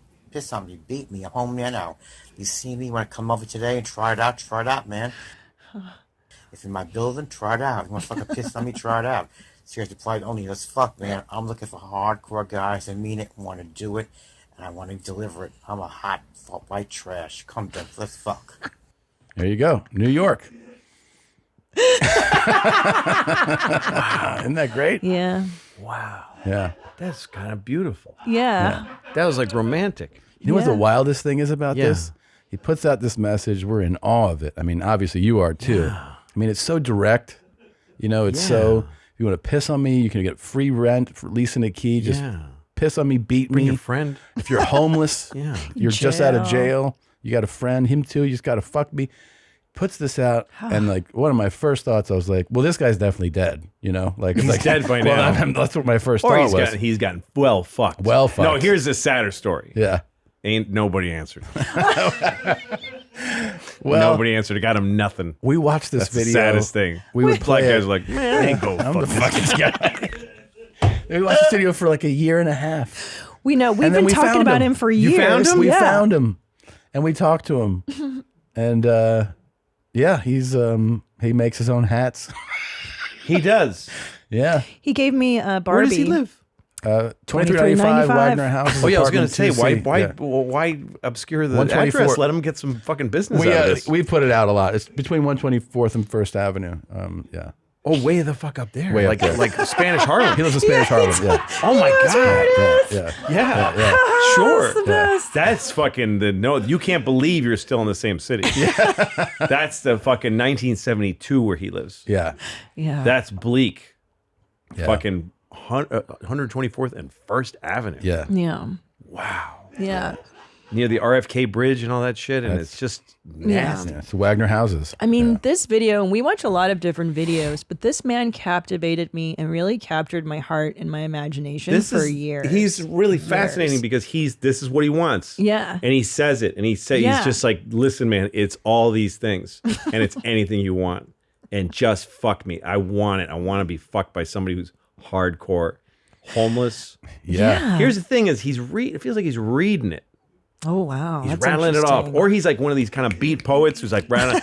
You know what? Fuck, go ahead, man. To take it. I'll tell you why it feels like he's reading it. Why? Because he says it so many times. He says it so many He times. repeats it. It's a Yes. mantra at It's this a mantra. point. It's I completely watched him make repeated. videos forever, and always the same thing. He always gave his full address, always gave his full phone number, always was like, piss on me, beat me, fuck me. Did he tell you anything about how often he gets responses? He's like, it's not as good as it should be. You'd think Yeah. you're just fucking putting it out there. Yeah. Yeah. You get there's no hitches in this deal. I could go fuck that guy. Yeah. You can go fuck that guy. I could can. piss on him. I could just tell him. I could gotta say, piss. meet me in the lobby of your building. I gotta take a leak. I just gotta take a leak, and it might as well be you.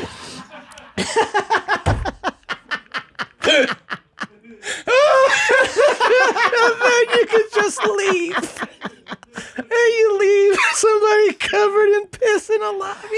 God damn it. It might as well be you. Why not, It's the man? greatest phrase. I've Yeah. been holding on to this piss for like 30 minutes.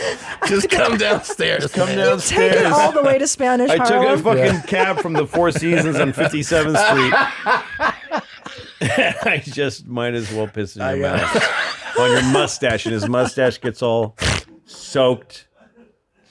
Oh my But that's God. the thing is, you think that the earnest plea would get some traction, but it doesn't. And why does it repel versus attract? Why? I mean, to me, Well, this seems like a good method, but this why is- is it failing? The saddest thing about life at its hardest is that this guy gets no business for this. Right. It's the saddest thing about life is that for all he wants something. He doesn't really want those things. Right. He's just like, something, give me something. Yeah. I mean, I swear that wasn't his first ad.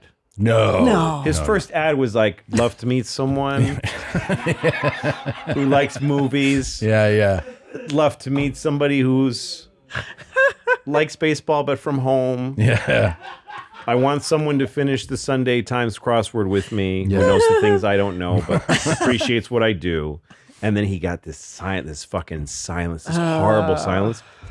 And then he was like, I am adventurous sexually. The next one was like, I'm adventurous. I'm willing to try things. So if you're just looking for sex, okay. It doesn't have to, we don't have to do the crossword.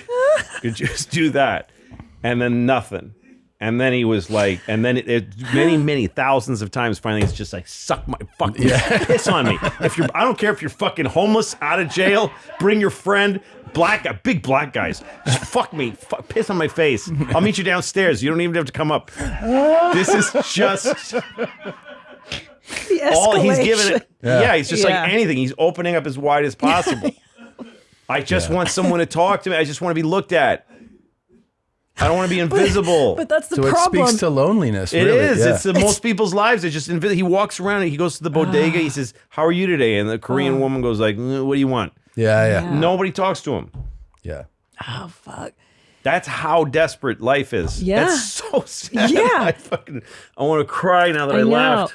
Welcome to your mom's It's so house. horrible. That makes me so You've had the full YMH experience. Congratulations. I really have. Fuck that. It's really fucking sad. It is fucked up and sad, and also funny. It's very funny. It's the funniest thing I've ever seen, and it's so sad. Yeah. But you're right. So the problem is that the net is too widely cast and too desperately Well, he has no cast. strategy. Yeah. He tried it. Yeah. Exactly. He tried it. The very first ad was like, you know, maybe I'll like you. Yeah, right. Nobody wanted to try. Oh God. That's most people live like that, man. You know, in New York, there's a big homeless problem. I mean, in LA too. Yes, Oh, yeah. Yes. And the thing I see more often than not is that they stand in the middle of the street and they just go something, Yeah. Yeah. something, please. In this world, how can I be so invisible?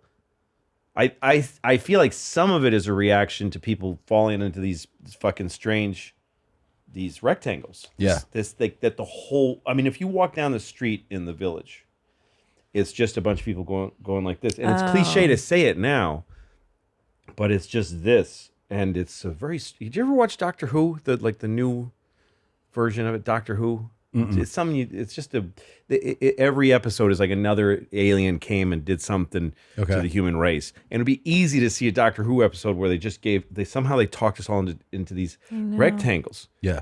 And I think it makes people lonely that aren't living that way. I think there's guys on the street they're used to at least getting some. Nobody's looking at them. Right. They're like, it's there's so no true. cash. Like Yeah. I don't got cash. Nobody has cash anymore. Right.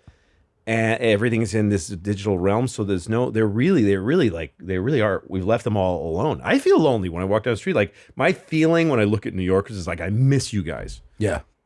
You know, the shittiest version of New York. What? Fuck you. You know, I miss that. It's just this now. Even cops and like construction workers, like just there's no On their there's phone, no more yeah. catcalling. Yeah. Because they're looking at a better looking girl in here. Yeah. They don't need to look at your ass walking by. It used to be that was just they just sat there like somebody might walk by. Yeah. She might have a little, and by the way, you're not that good looking. Yeah. It's just that she's a woman. I might say something, she might turn her head. Yeah. I might get a smile, I might get a fuck you, but hey, something happened. We're talking, we're in each other's lives. Yeah. I know. But that's all everybody's shut down. These are harder than 2 Girls, 1 Cup videos. These are harder than that. I know. Okay. No, let me see this one. Okay. So Here we good. go. If you've had any kind of erectile disorder problems, I'm here to tell you, forget about Viagra, forget about Saatva, forget about dick and plants and all that stuff. So I don't know if you believe me or not, but if you like to see me smoke some meth with a small limp dick that doesn't get hard any other way, and watch it get harder and harder, the more I smoke, the harder my dick gets. It's unbelievable. Your dickhead becomes so sensitive that you don't need lube, you don't need spit. You just stroke that dickhead just up and down 4 times. Just barely do it, and you'll shoot an enormous amount of very thick, thick, hot thick, white cum. My brother didn't believe me.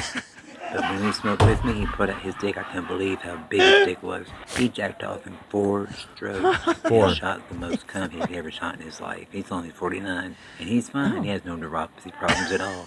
No But what his problems? dick is even Neuropathy. harder Neuropathy. and thicker and even more cum. He believes me now.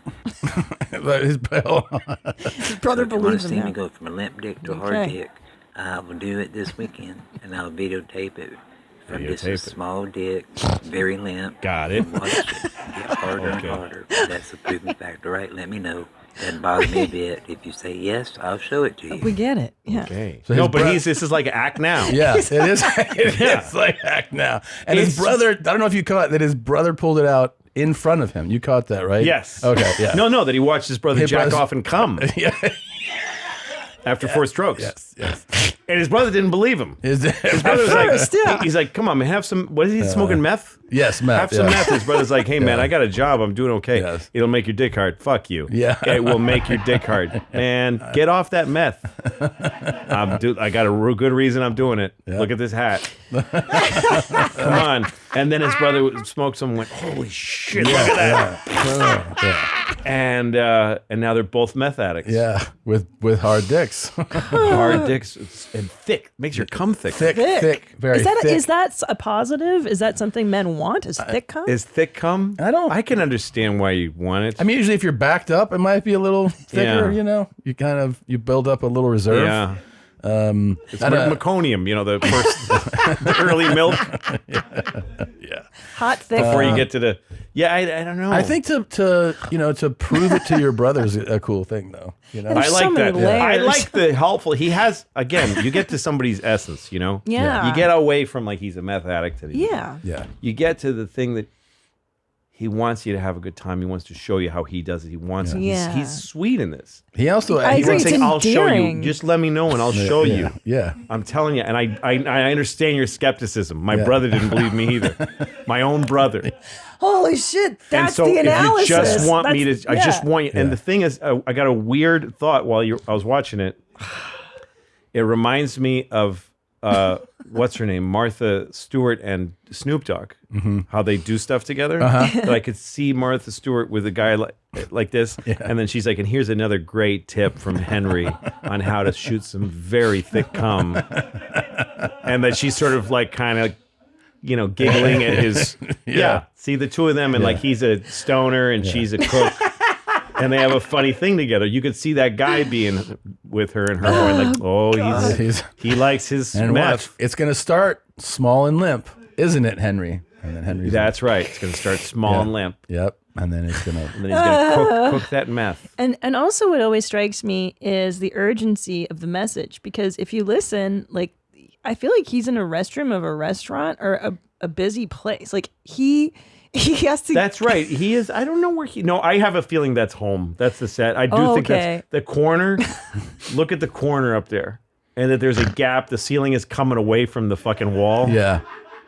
It's a drywall box with one coat of primer, not even painted. It's not the Four Seasons, for sure. It ain't the Four Seasons. Not. No, you can tell by the corner. Yeah. Look at that corner of desperation behind him. And with that little gap. And that hat, that fucking hat. I know, I like it because it doesn't quite have a shape.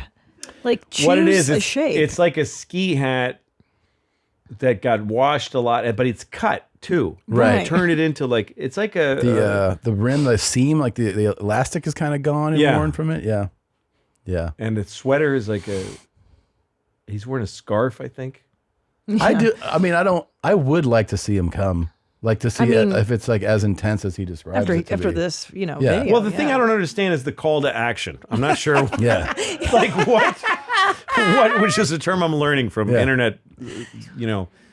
What is he? He's asking us to tell him we want to see this. Yeah, he said, "I'll do it this weekend." He's asked. Yeah, he's like. I mean, is he? He's like this weekend. Right. This is not. Don't you do this all the time now that you've discovered it? I will be doing it this weekend if you want to see it, and then I'll send you the video. Yeah. Yeah. And obviously he has a hard time otherwise coming. This is important to him. Yeah. Because it usually takes him 7, 8 strokes. Yeah. 4 strokes. 4. That's pretty amazing. That is amazing. Yeah. It is quite an endorsement for meth too. It is in a very specific way. Yeah.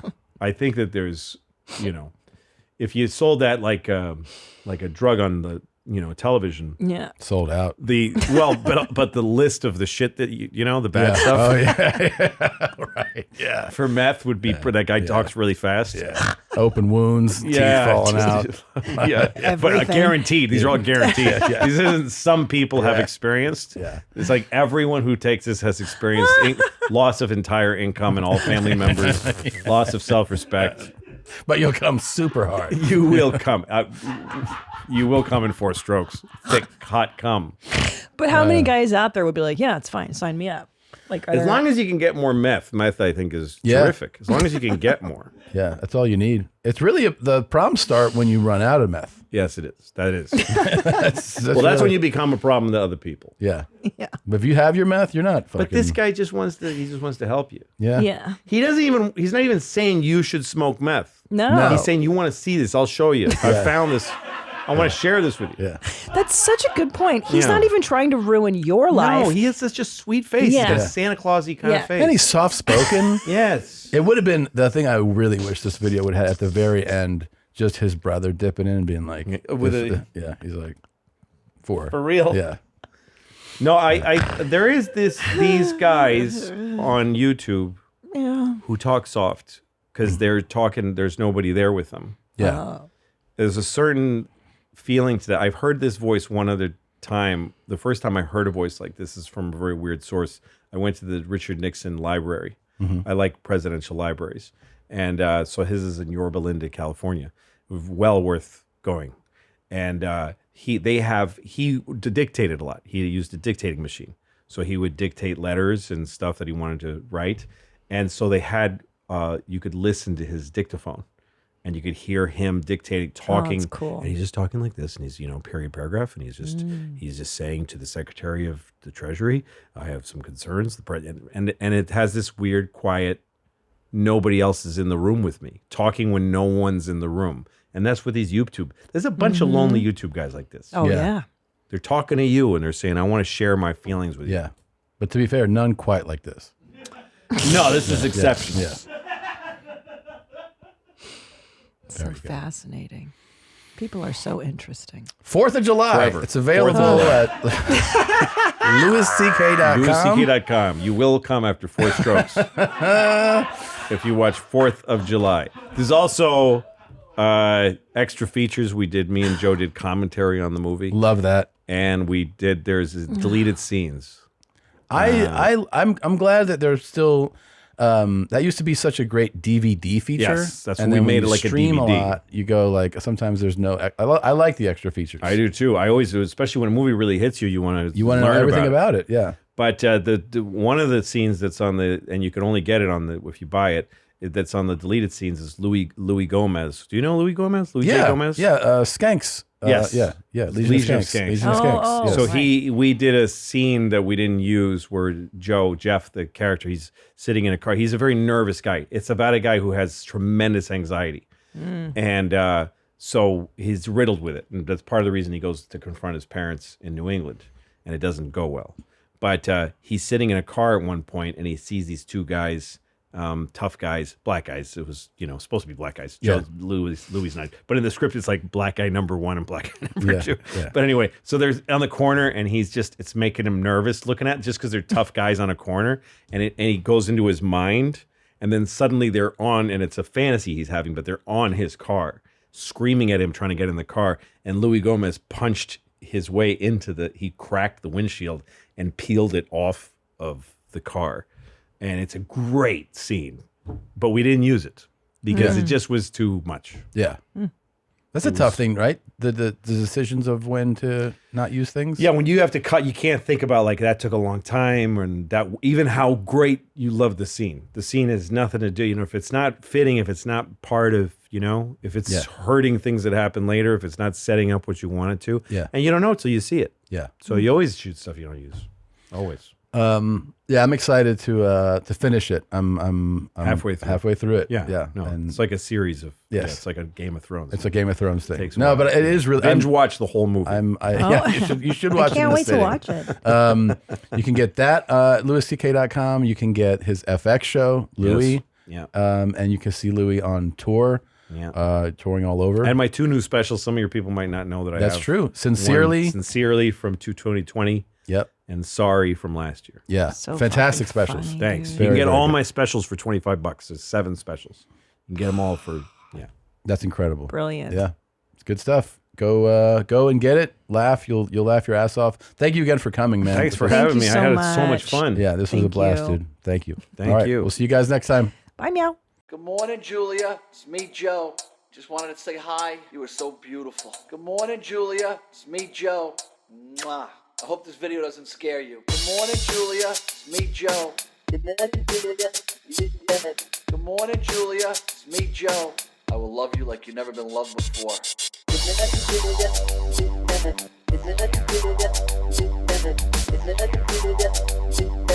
Good morning, Julia. It's me, Joe. It's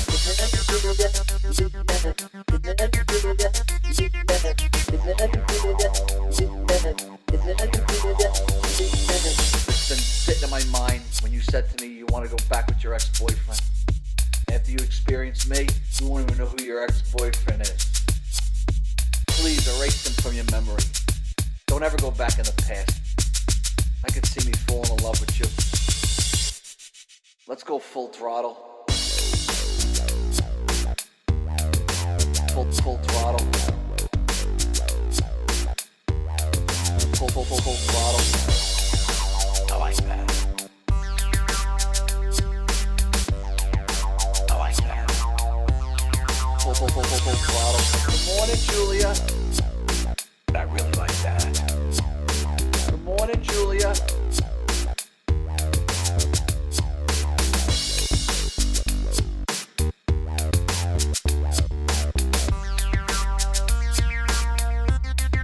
Full throttle.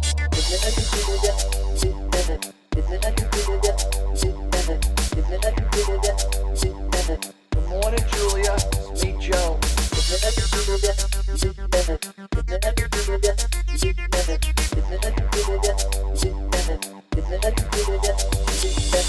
Ciao, baby.